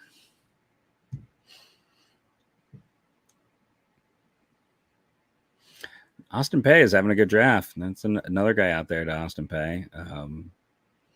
Tyler Hampu. There's another power hitter on that Austin Pay team. I'm kind of curious that he hasn't been drafted yet. I was also kind of watching to see if, Austin Pay is having it. So draft and follow works where I want to make sure I have this right. You draft a guy, and then next year you can offer them. Those guys can get offered like maybe it's like $350,000. I think it's $350,000. So it's a needle thread because if they have a great year and they're going to get more than $350,000 in the draft, then you lose them and you get nothing. So, but if they have like a solid or good year, then they take that and you get the players. So you're gambling that you see something you like and that player is not going to like blossom into a first rounder. If they blossom into a first rounder, you're out of draft pick because you can't offer more than 350. But I think you can only offer 350. So if they're terrible, then you also lose out unless you're willing to pay. But it's the only way you can go over and it not affect your draft pool. And then typically, I think it's in June is when that decision is made. There was 2 or 3 of them this year, but the draft and follow for, I got to look at the specifics to see who you can do it with. I think it's only guys going to JUCOs who are like 1 year out of high school. I could be wrong, but that's how it works is you're going to go and follow them for the year and then decide, like, do we want to give them $350,000? Gonzaga typically gets 1 or 2. They've been more known for their pitching than anything else. So it shouldn't be a shock that they had a pitcher go. And wasn't Eli Morgan a Gonzaga guy? Now that I think about it, isn't that where he went? Am I wrong in that assessment?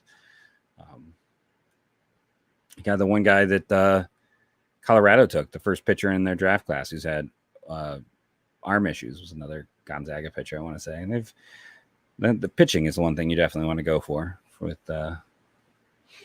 Gonzaga.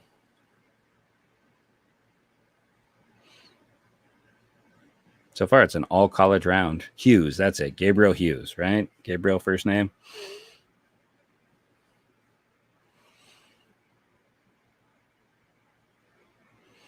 And the slow march. Tulane is interesting. T.O. Banks. Jackson Lynn was supposed to be the guy there. He really struggled this year. Had some of the worst data for batted ball stuff that I had on my spreadsheet of batted ball data.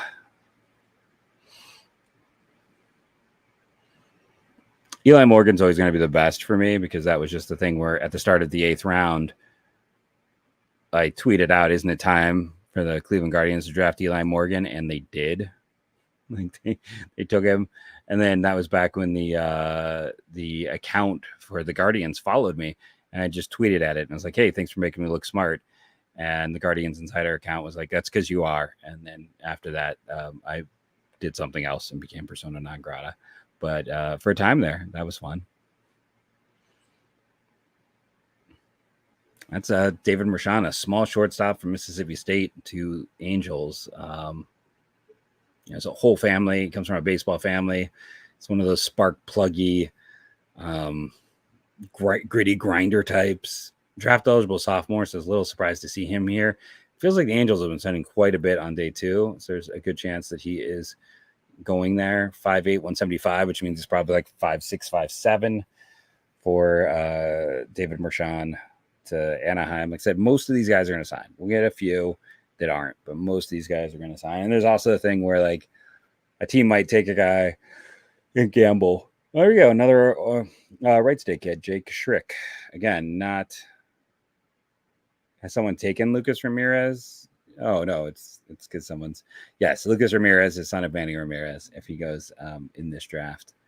There are some famous sons yet to go, but second guy for Wright State. Nice to see that. I'm kind of surprised, again, it's not Boston Smith or Sammy Sass, the catcher. But Wright State, 2 players. It's probably the top program, in my opinion, in development right now in the state of Ohio. So good to see Wright State on the board. Let's see what Cleveland does. Isaac Martinez. I almost got excited for all the people who are Ian Fernandez when I saw the I at the start there a day ago. Where are all the Isaac Martinez, pitcher from UC San Diego. I mean, it's going to take a while for that Indiana pitcher. He's got some development to do. Luke Sennard is his name. He had great spin data at the combine. He was hurt this year. He had, I believe, off-season surgery, and he's got to keep developing. But the data is there. He's maybe a 2 to 3. Isaac Martinez is tiny, 5'9" pitcher. He will turn. Let's see, he'll turn 23 in September, so he's an older guy. 4-year senior, 5th-year senior, I should say. Started back in 2020. Good walk data, low hit rate data. Didn't miss a ton of bats this year. Was a reliever his entire college career, only 2 starts. And he had nearly 200 innings in college baseball. So that's he's a graduate student. Yeah, that's what GR means. So he's a tiny reliever.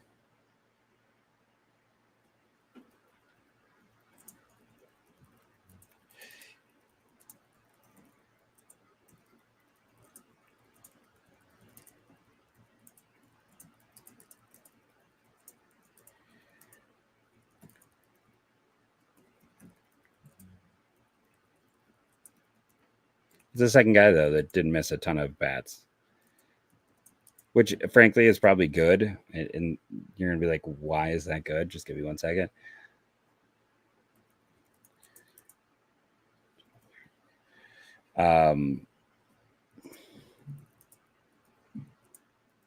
Because they do a better job of helping guys find a second gear than they do of helping them find control. So if you are a control guy, I'm always like, I don't know. We haven't seen, I know Clemmy's doing better, so maybe he's successful. But it's like before Clemmy, it was like Clevenger was like the last guy they really helped find. Hey, Jalen Hairston. That is the Hairston clan going to the Reds. All the gazillion Hairstons.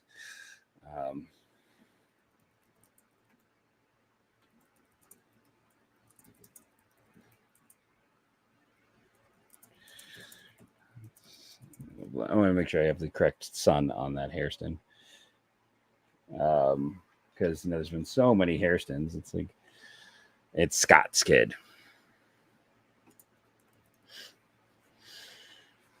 But yeah, so when you're looking at something like this, it's Cleveland has done better with the helping guys find additional gears. So maybe they can help them find an additional gear. for Isaac Martinez, the lefty. But he is just I know they have 5'10" here. I've seen him listed 5'9" in other places. He is definitely a short king who they're going to try to develop. Who's, again, he threw 199 innings in college over his 5 years. His first year was, of course, 2020. It was the COVID year, so he got that back. And then he just stayed at UC Santa Barbara for the last 5 years in a relief and closer role.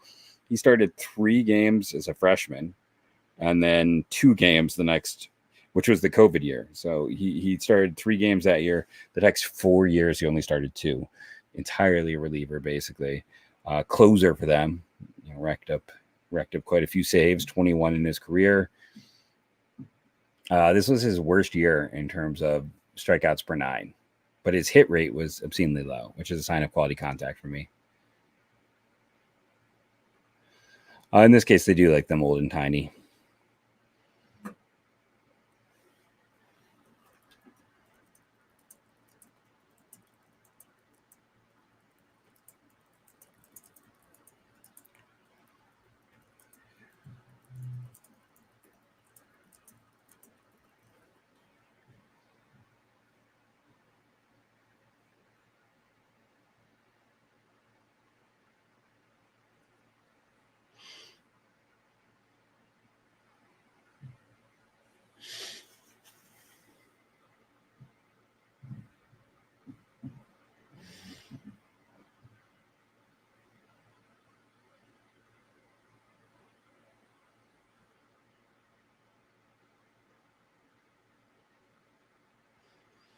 But yeah,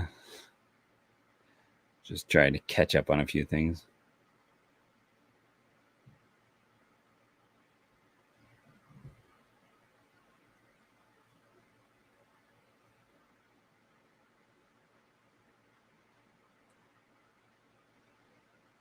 I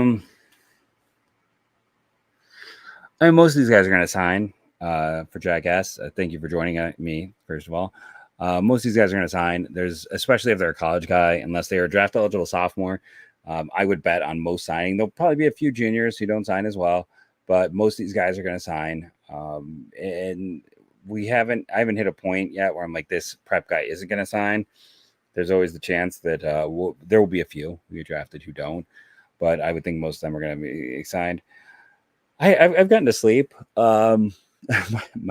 So I don't know. Do I go to it? My bigger problem is, I've been very honest in the past. I'm a person with ADD and dyslexia, and my insurance companies are the devil, and they won't pay for anything but generics, and there are no generics up here. So I've been kind of without my medication for the first time in a while. So my extra distraction and or tiredness could just be from someone coming down from being on a daily amphetamine. So that's fun stuff. So that's my kind of behind baseball here without getting too personal.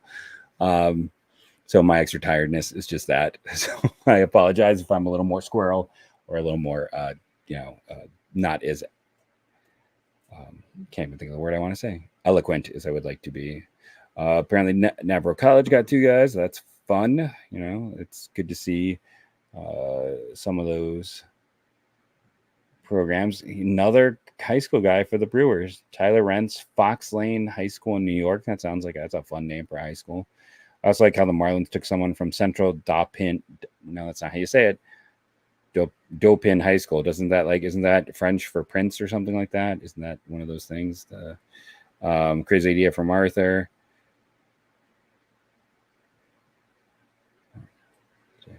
So let's Martinez has had a life.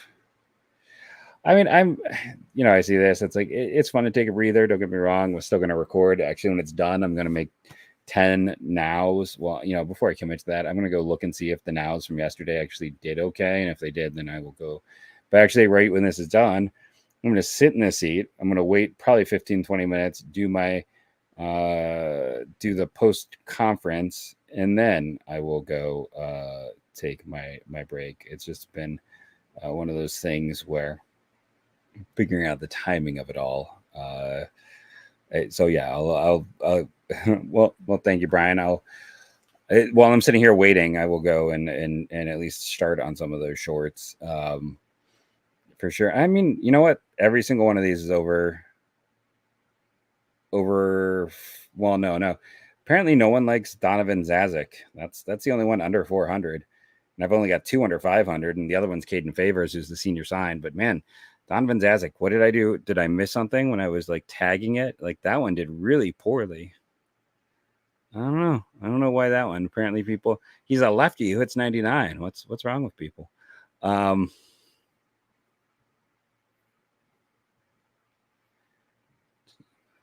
No, I didn't get that, David. That's really awesome, though. I'm very jealous of you. Oh man, the numbers are falling apart here. I guess I'm sorry. I'm not keeping myself as entertaining as I was early on. It's the point where I'm like, I didn't pay a ton of attention to Samford with Michael Ross. I don't know Michael Caldrone with Baltimore, so I'm trying to just keep this more interacting and fun and point out, small things that stand out. But yeah, no, I will eventually do nows on all the selections. The numbers definitely show that I should do that. So, and they trended up even if YouTube did me dirty on almost every single capsule. But a big thank you. Like our numbers have been really, really strong. So that's very cool to see. People responding. So just thank you to everyone. We provided content, but we only provided content because people supported us. So thank you. Well, thank you, Pat. I would still like to be entertaining. I don't want you guys to be like, man, he was a sad sack here at the end, or was not doing much. Favorite guard? I think it's Bennett Thompson, the catcher. Howe is interesting, but he did it at a smaller level. Where Thompson was doing it in the Pac-12. Yes, the Pac-12 was mediocre this year, let's be honest, but it's still a better level of competition. He's a catcher who can stay there, who contact and chase being where they were. That's good data. So that is my favorite one. Who do people like? I know there's not like. I kind of wish they would just do one high ceiling guy that's kind of under the radar.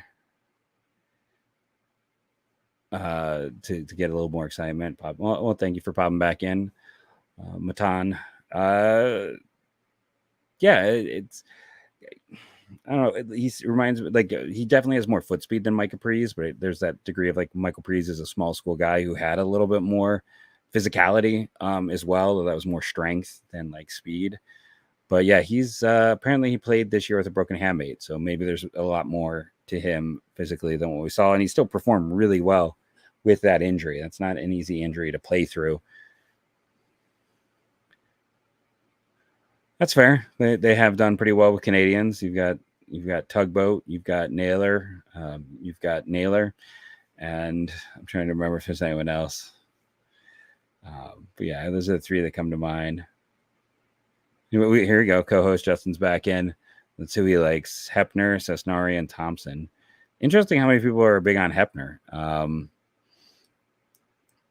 I think I probably would have said Remley. I would probably have said Remley, Thompson, and Howe, but Cesnari would have been also. Cesarini would have been close. No, I get it. Remley's a big fun ball of clay to develop. True. Another Canadian. True. Another Canadian. I see I'm just missing out on all of them. I don't know. Let me look.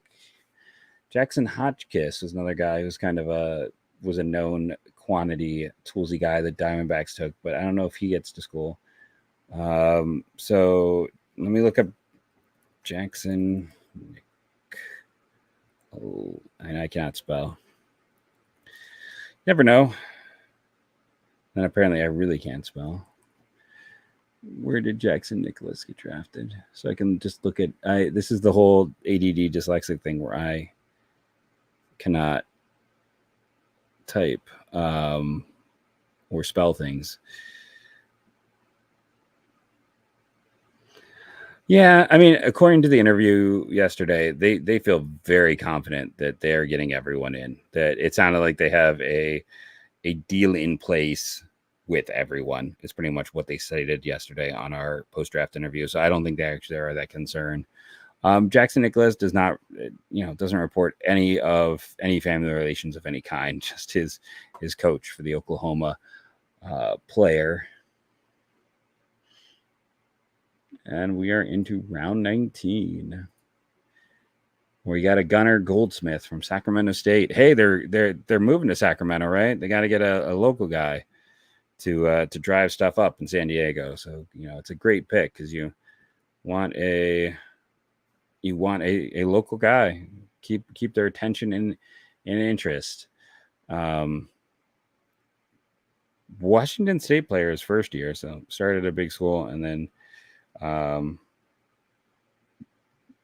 contact guy there, contact performer. I hope Dash Albus is fast. If you give someone the name Dash, they better be fast. And it has no position listed or birthplace. He is, I don't know if he's fast or not, but he's a left-handed pitcher who didn't pitch at all at TCU. So that's interesting. And that might explain why he's got nothing on the draft tracker. So in case he saw something they liked for him, yeah, he did pitch last year. He pitched 24 innings. High strikeout, low walk, high home run, really high hit rate. So that's weird that he had no data pop up. Yeah, no, I had someone else mention this. Maybe it was you. I like Nick Pinto, who the White Sox just took there. He's performed well through his time. White Sox, again, a lot of guys I kind of like. It would make sense, especially once he's up at the big league level. I mean, I've got a lot of them that I go back to, and they're not always good. So one of those movies I feel like I go back to every few years that like people do not like or like do not talk about ever is one called Pandorum. I mean, I really like sci-fi movies, and it's got like a pretty good cast, like was it Dennis Quaid and Ben Foster, but people don't like that. It was not like a well-received movie, but that's one of mine I always talk about because I don't know, I just really it's one of those that I like that did not get good reviews or was not well loved, and I don't always get it. So Kevin, I'm betting Kevin Warunk, without looking into him, is a reliever based on what the Phillies have done all day today. That's interesting. Cardinal. See, like this is where I'm like 19th round, Brendan Larson to the Cardinals. I don't think they're signing him. This is the first guy where I'm like, okay, we are officially in that round where I'm like, I don't think this is happening. Like this is where we start going, okay, now I'm going to start thinking, I'm going to look at this with a crooked eye and think it's not happening. Stop me if you've heard this, but Kevin Warunk from Longwood was a reliever all year. So, and Connor Gatewood too. Like I know, Anaheim has already spent a ton of money. I don't think they're getting Connor Gatewood at this point in the draft. So this is officially like the guys who aren't going. But yeah, for a Phillies fan in chat, another reliever. I know you're shocked. All they're doing is drafting relievers. Good performance reliever at Longwood, small school, high K, high walk as well. So that's not ideal. He's also gotten hit a lot, high hit rates in college. So maybe not that great of data. Maybe I'm wrong.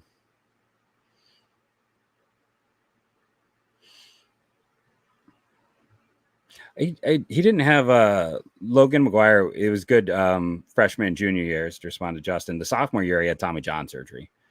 For Logan McGuire. He's already had it. So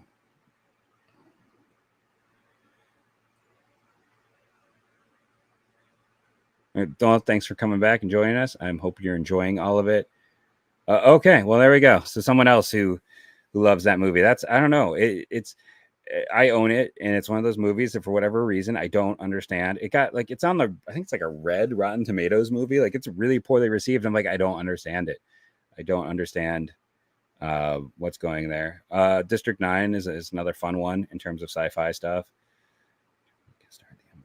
Yeah, she was the kick butt girl in that one. That was a good one. Again, I'm glad I've not seen Ishtar. I've watched, not only have I watched Starship Troopers, and that is one, yeah, I definitely can rewatch. I read the book. They're very different. Oh, Cam Skolky. We'll take a break from movies, but I've watched all the offshoots of Starship Troopers as well. We got Mississippi State. We got a big program name here. More pitching. You can never have enough pitching. Cam Skolky is probably a name I'm going to misspell repeatedly. This is one of their Cleveland's things. He has bounced around a lot. He is a guy who is, he's from Grand Rapids in Michigan, Central College of Florida, Gulf Coast College, Mississippi State, and Northwood University. So, yeah, he's also had extensive Cape experience. This is his third year in the Cape, and he's doing pretty well there right now. So he has mostly been a reliever in college, lots of movement, and lots of experience in the Cape. That's very much a Cleveland type of guy. Kind of interesting to see how it goes for him here. But, Jake Vygotsky. I looked him up because of, or Joe Vygotsky. He had some good data early in the year for the Pirates guy, a low hit rate. And then I also remember because of the whole Vygotsky educational approach, it made that name stick out.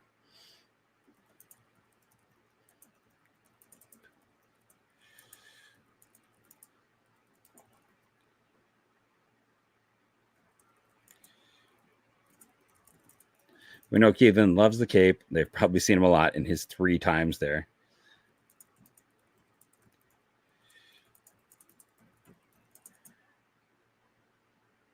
So another reliever. I'm trying to look and just see if I can see where we go. Is he another undersized? Yeah, kind of small righty.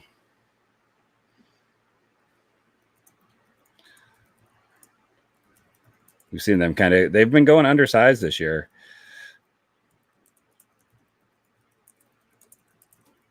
That's been the theme of the draft in some regards.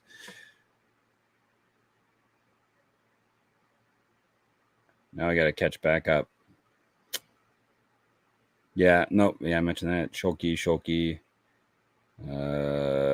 Submariner side armor. You see, funky sidearmish. Yeah, I mean, this is we see a lot of teams start to kind of go and have some fun at this point with taking some.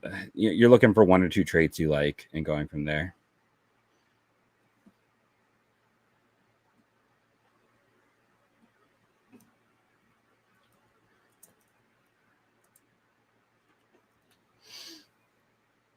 I don't know. For me, the funny thing there is I just don't see a lot of you can see a lot of guys being the Cape 3 years in a row. That is an unusual thing to see. They did. Oh, well, 19th round. I don't know. It's like a lot of teams are drafting guys they aren't going to sign. Go ahead, take.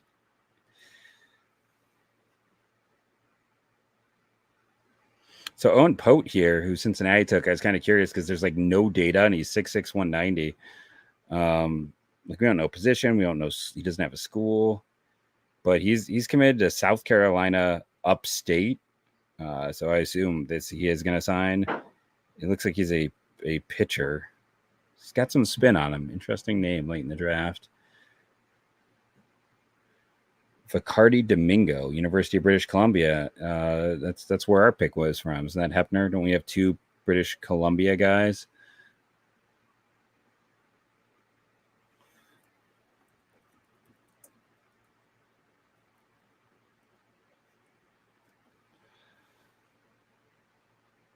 Oh, nice to see Oakland University. Get a guy on the board. I don't have a lot on Holden Wilkerson. He's the VMI? Yeah, VMI kid. He just turned 21, so if he's a young junior. He missed a lot of bats and really improved his walk rate. ERA was terrible because his hit rate and his home run rate are very high. So he was able to funky enough to miss bats, but also easy to get. Okay, you can go away. Why do people have to be jerks? So Holden Wilkerson, high hit rate, high K rate.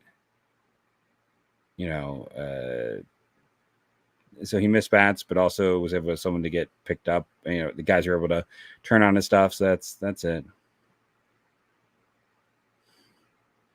I mean, of late, it hasn't mattered if it's a righty or lefty for him, unfortunately. But I hope I let him get in. Hey, Seattle just took Andrew Walters' brother.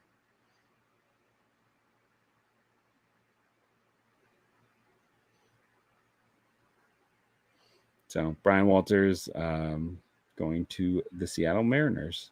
I believe he had health issues this year as well, though. Some good stuff. That's a nice pick that late. Well, I'm trying. If nothing else, like Wilkerson, I didn't know a ton, so I had to go and look him up. I looked up Luke Lashtuka this year. I know that name.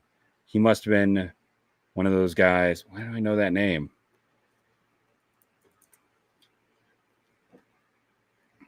Of course, it's not gonna. So this is the thing, because sometimes when Justin and I are working on the show, we just kick back and start like looking into numbers and stats, or looking for guys who are really good at something.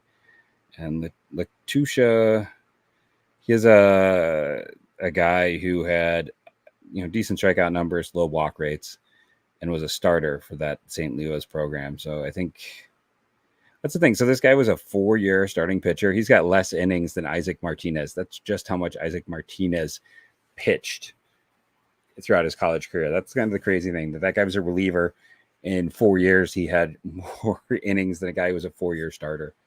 Well, thank you, Arthur. That's very kind. And thank you, Noah. It's very kind. At least, like I said, I'm hoping it's fun as well. Trying to make this something that was worth everyone's time.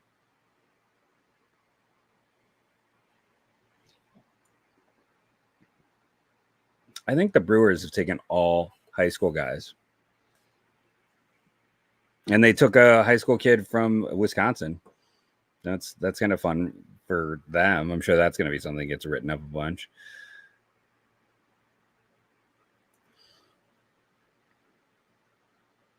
Okay, now I'm curious, because there's a defenseman with that name who used to play hockey. I'm like, is this guy related?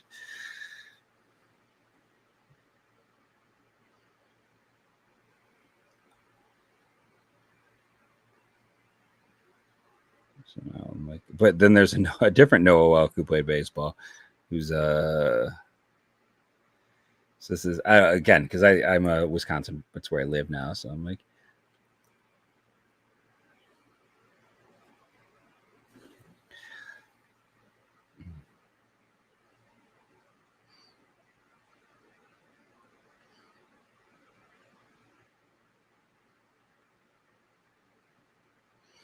but either way, good on them drafting a local kid. It's always kind of fun to see. It's like he's maybe committed to Hobart College, so I assume he's gonna. No, that's a different one. So I don't know.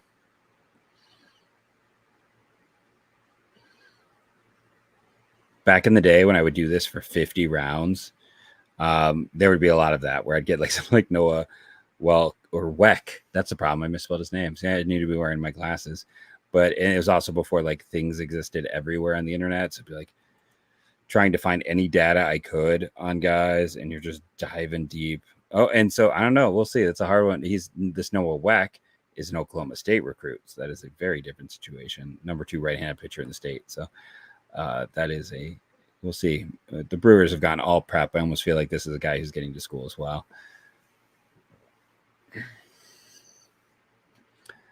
But yeah, I mean, Demarion Terrell, who the Jays just took, is probably not getting him.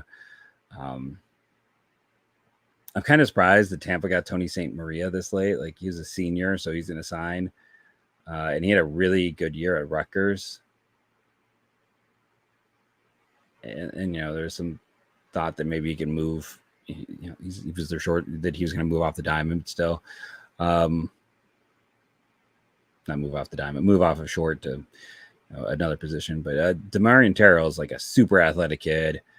I'm trying to remember where he's committed to. He's going to get there. This is Auburn. Yeah, he wasn't supposed to get there. He was originally another school. He had a really good, nice breakout, and as an Alabama kid this year, and he was committed to Florida State Junior College. Moved his commit to Auburn. He's getting to school. I just remember, like, I think my first year of like so what would happen was, back in the day, if I can be an old man moment, which is like, I don't know, I started in 2013, and I would do this for Indians and then Guardians, Baseball Insider, is I would sit there and do a write-up on every single pick.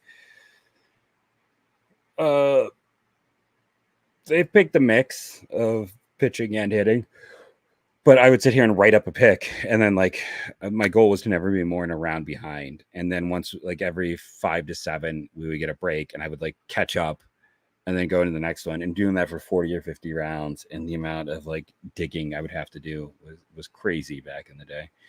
And sometimes I still think about those guys who were taking the 40th round and never resurfaced. Like, oh, what happened there? Or those like high end prospects. So we had back-to-back Whitakers from North Carolina that went to different schools. That's interesting.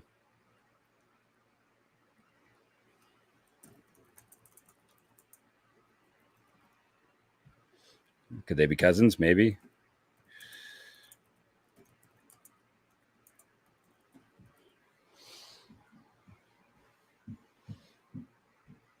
I don't know North Carolina at all. So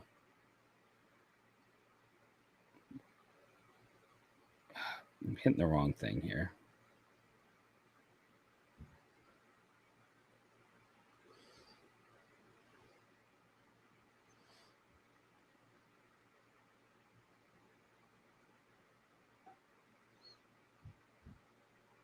Nope, not in this round.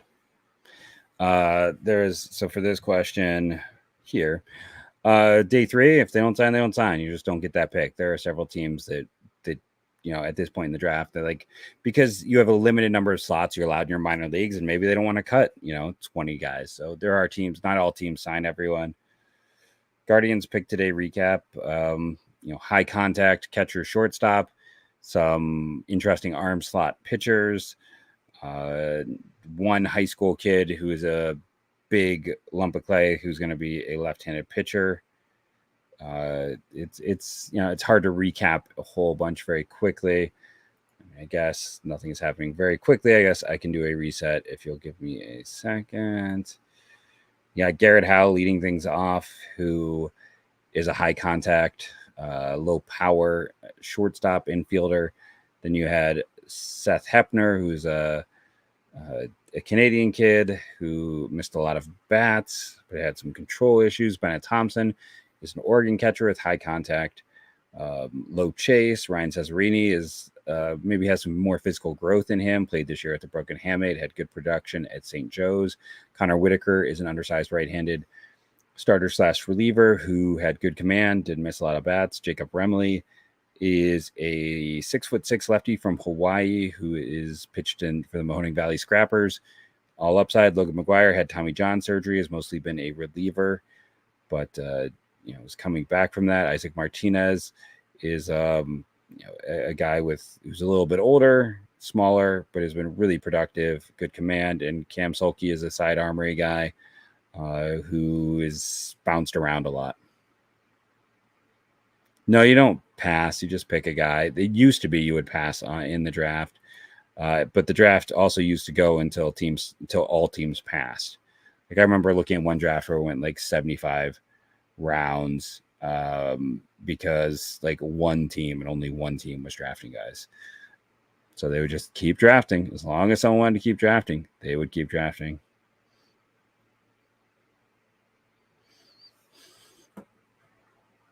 Hey, thank you for joining me.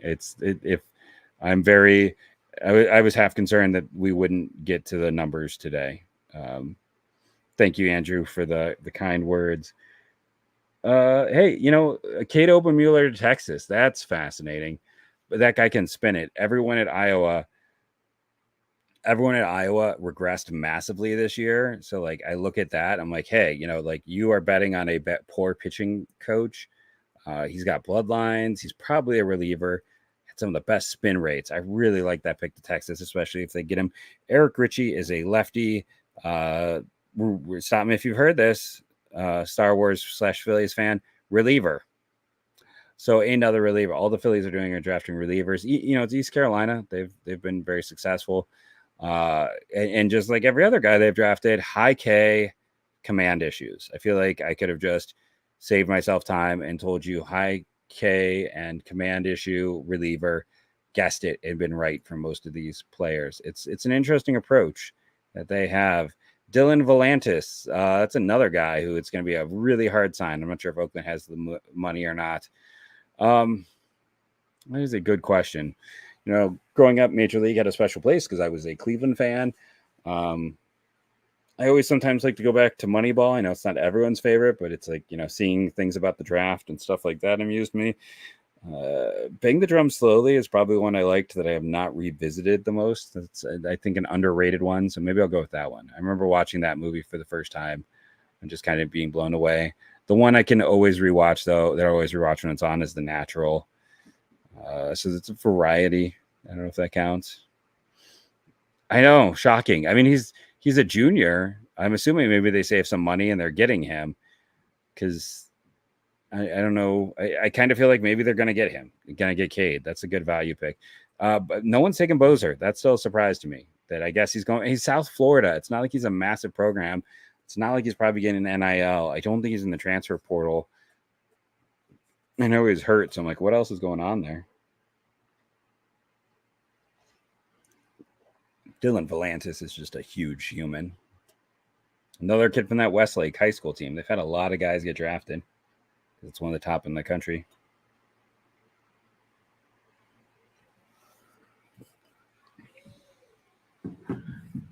I just hope whatever they go is enough to stay healthy and win the division.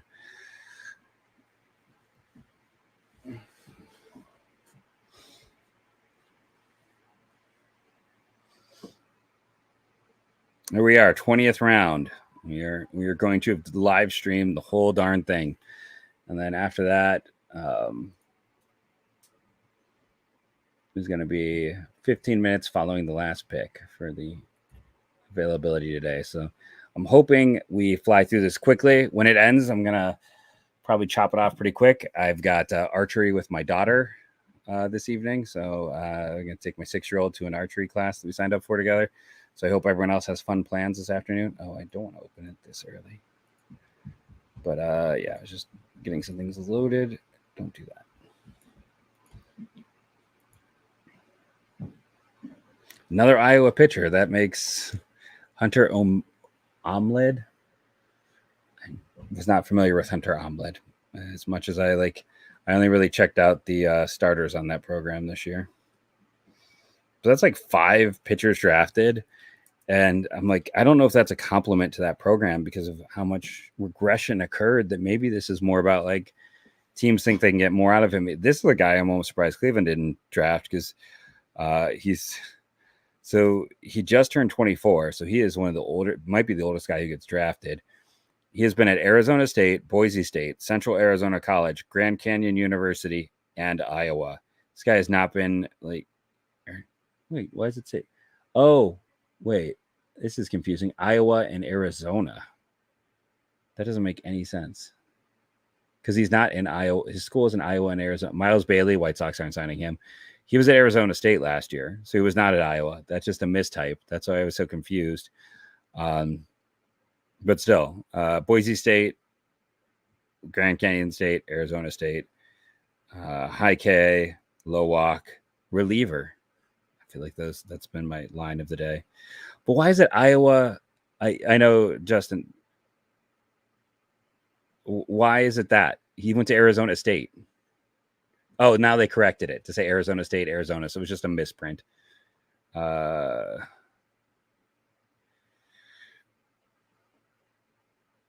Thank you to David. Thank you to Nathan for your kind words. I mean, I'm not recording the All-Star game. Yeah, it's been changed now. There's Kobe Shelton who's not getting signed probably at this point. Like now this is full on silly season. This is where it is. Man, I just did another recap, Mark. like 5 minutes ago, you missed out. From Milwaukee, Wisconsin. Oh, I've seen Owen Rice. He's a local kid here to St. Louis. University of Milwaukee, Wisconsin is the only Division I baseball team in the state. That's right. Madison does not have baseball. So that's nice to see Owen Rice get taken there. So they went with a catcher and a shortstop who are 2 of the best contact, low chase guys in the draft.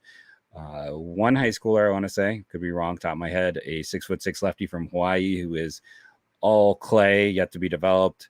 Then a series of undersized relievers in the draft class, and that is kind of where it's been. They've definitely been, they took 2. a few interesting guys early on, and since then it's been more internal system depth. See, it wasn't just me. It wasn't just me.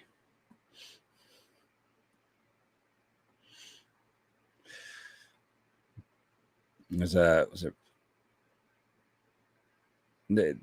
nice to see again the Milwaukee, Wisconsin on the board, because like I said, it's the only Division I program in the state, and that's like 2 of the last 3 years of the draft pick. Like they're slowly getting to the point where they get a draft pick a year, and that's pretty cool to see. Oh, thank you, Mike. That's very sweet of you. I appreciate that. It's just nice when people appreciate in any form. So thank you. I don't know. I guess they feel like they can fix them, because it's not just relievers. It's Mets. Adam Height. Adam Height is an interesting guy who has some of the worst exit velocity of a high school kid in the class.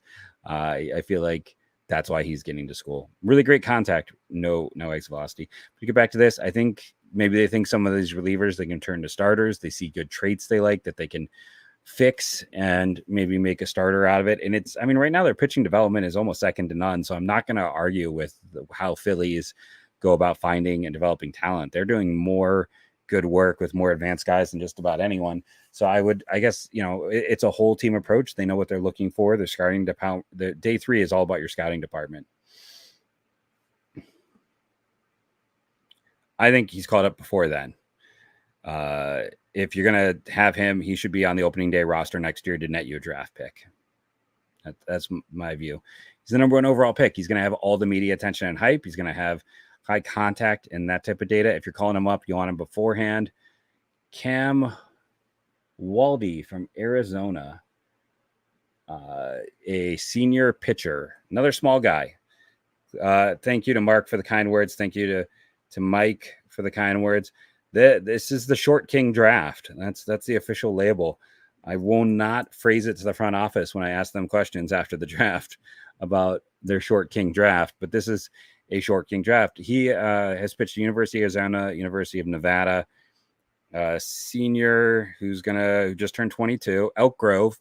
They've taken a few guys from Elk Grove. I bet they scouted him out of high school. Excellent walk rates. Excellent walk rates. He cut down on his hits per 9, but he has been hit. He is a command control specialist, is what it looks like. Oh, thank you, David. That's very sweet of you as well. Again, just a big thank you to anyone who does find ways to support the channel through subscribing or anything else. Thank you so much. It's been a weekend. And thank you to Noah. I know you're not a Guardians fan, but thank you for sticking with, joining, and hopefully having some fun, even though this was a, high Guardians chat, but we got to have some other fun talk throughout.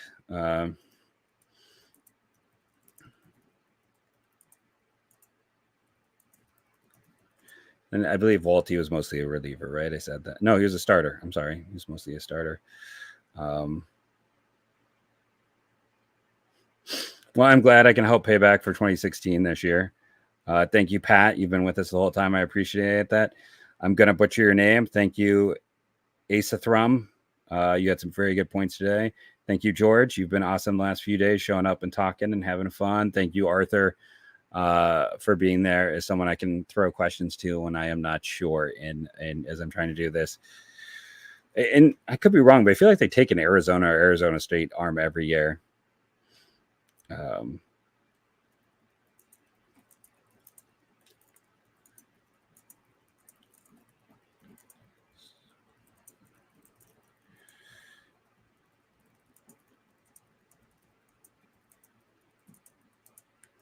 And the other thing too here is, I wonder if he limits hard contact, because if you're pitching in Arizona, it's not a great pitching environment. His home run rates aren't that bad. So he doesn't hurt himself, it looks like, with hard hits and walks. There could be some Josh Tomlin in this profile.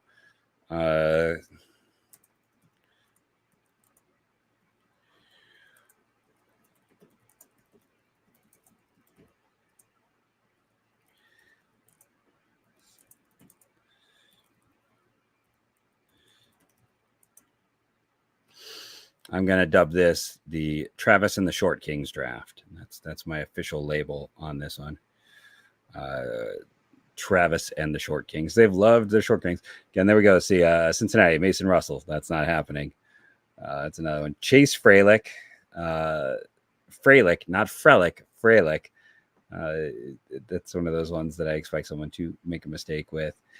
Cole Royer with the Yankees is an interesting kid here. I don't know if he is gettable. We're seeing a lot of teams punt the 20th round. Is what we're seeing.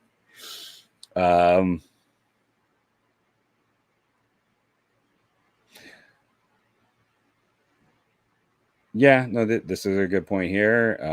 Is the one thing with Maltrud is I'm just glad they're moving him up so we can see if there's something more there. And part of the reason on this is international market, they don't go for pitchers. So they have to lean pitchers in this one. And in this case, it's not like I have to. I also want to point out like the depth of this class was prep arms, and that's what they did early. And then they came back for some performing prep arms as well. But they definitely need to go more pitching when it comes to the draft because they do not internationally go for pitching. And I'm trying to think of their international pitching successes. And I know I'm forgetting someone since Raffy lefty, but I have a hard time thinking who it could be. But it's a solid draft class. Day 3 there wasn't the huge swings, which I know people want to see. But I kind of predicted that they were out of money. I just think it's harder. It's harder to project younger pitchers.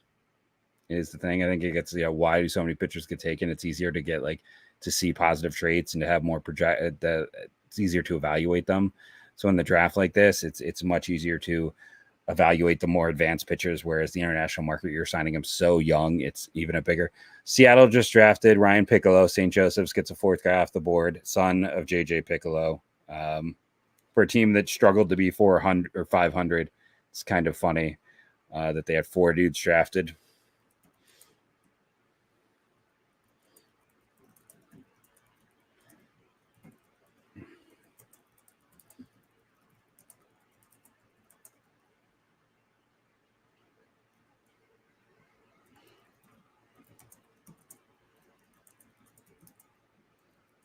No one took Brian Cashman's son or Jack O'Dowd's son or Dan O'Dowd's son. I'm sorry.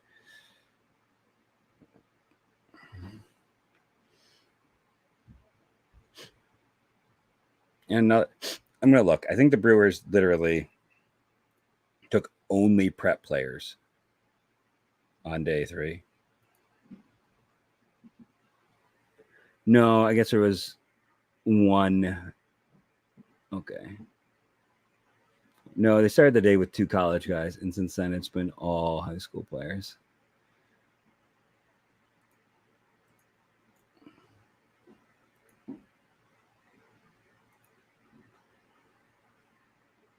But another Illinois one. Illinois is having, this feels like the best year in Illinois history.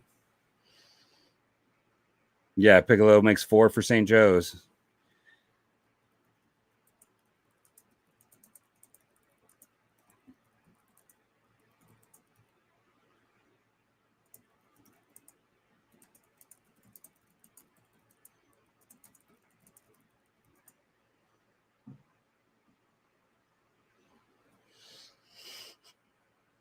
Caleb Corbett, another guy. Yeah, senior. He's another guy at Louisville I thought would kind of develop, and it just didn't come together this year.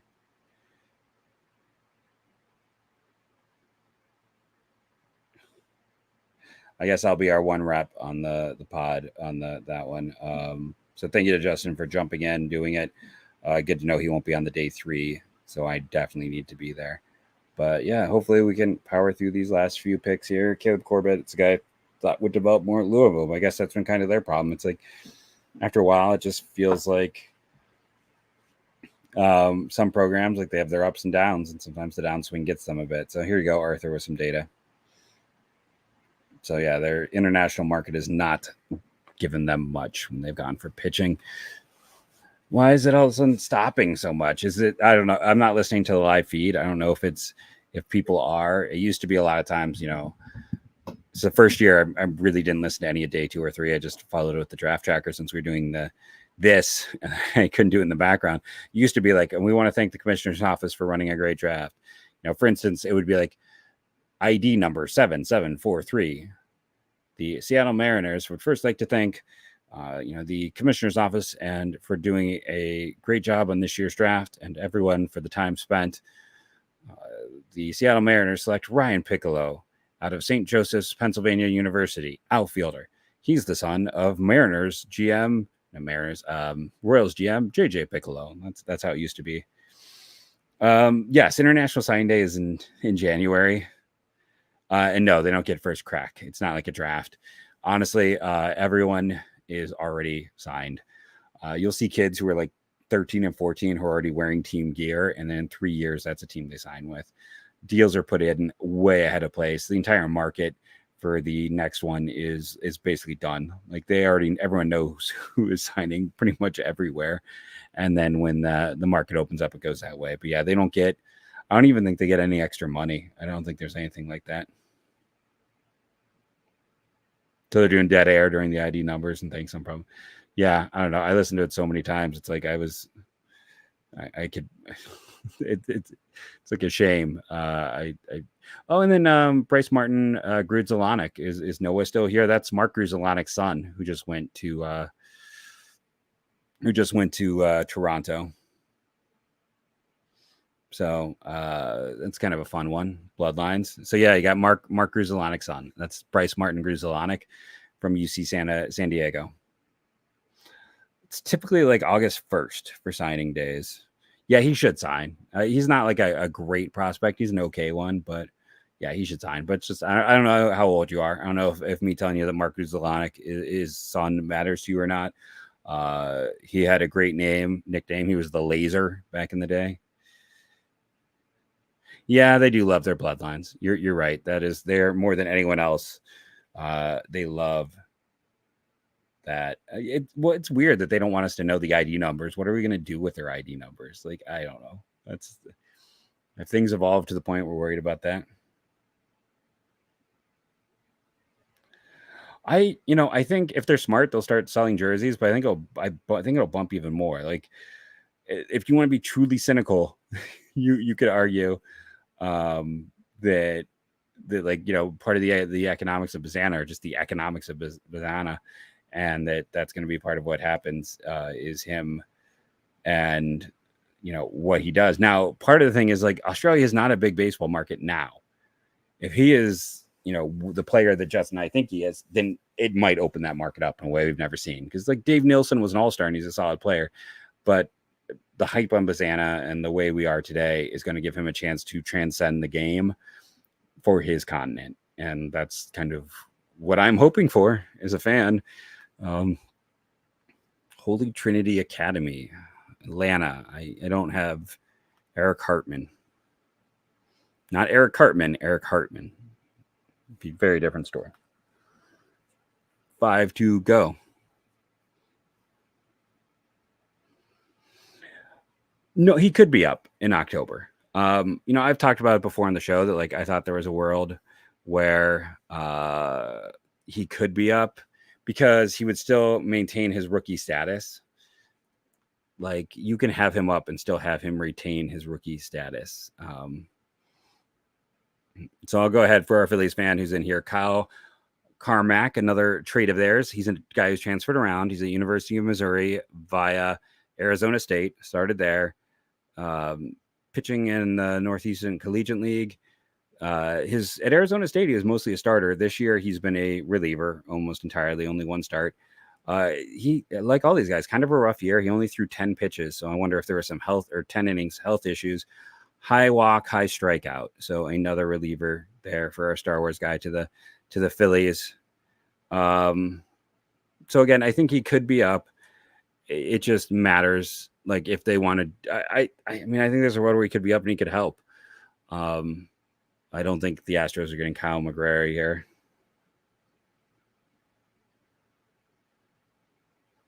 I mean, I don't understand what it hurts to let it be in there.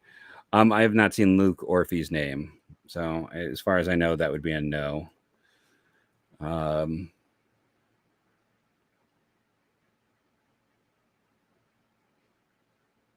So if I'm looking at Luke Orphy, is he even eligible? I've only got 1 year of data this year for him playing. Is I guess maybe Georgia Highlands is a JUCO. I'm not familiar with Georgia Highlands College, so I don't have him being drafted. Hunter Carnes, that's another guy. Don't see that happening. This 19th to 20th round has been a lot of. I don't think that guy's going. Because again, for every guy you add, you got to cut someone. I have not seen Tanner Halverson. I kind of thought he'd have a chance to get drafted too. I know he is older, but he's performed so well the past few years. I know he did not get drafted. We just had the final pick. So I know he was like a guy that I wasn't sure if he was going to get another year of eligibility. I was looking at him earlier this year because I was just looking at pure numbers. He did not get drafted, unfortunately, for Tanner Halverson. But that's the draft. All 615 picks. We had you covered. I don't know if there's anyone else. No, Connor, there's not. You did not get drafted. We know that's really your real name there. But yeah, I want to thank everyone who showed up, who came, who donated money, who interacted, who helped keep these streams going. We streamed 15 hours of the draft when these all come together. So I want to thank everyone who jumped in and helped out and did anything and did those who donated. That's amazing. I never expected that. So thank you, Jack. Thank you, Pat. Thank you, David. It's fun. It's truly a thing we do. Yes, for the channel, but also for fun, because we wouldn't have all the knowledge if this wasn't a fun thing. So thank you all for joining us. I'm gonna tune off here and go do the press conference call, because without Justin, there's gonna be no one asking questions. So I want to thank you, and I hope you all have a great night. Thank you, Mike. Thank you to everyone for all your kind words. Everyone go and have some fun. Your team is better today than they were before. No matter who your team is a better team by the additions they made in this draft. Thank you, and have a great night. And there's only one way to end it. Go, Guardians, go.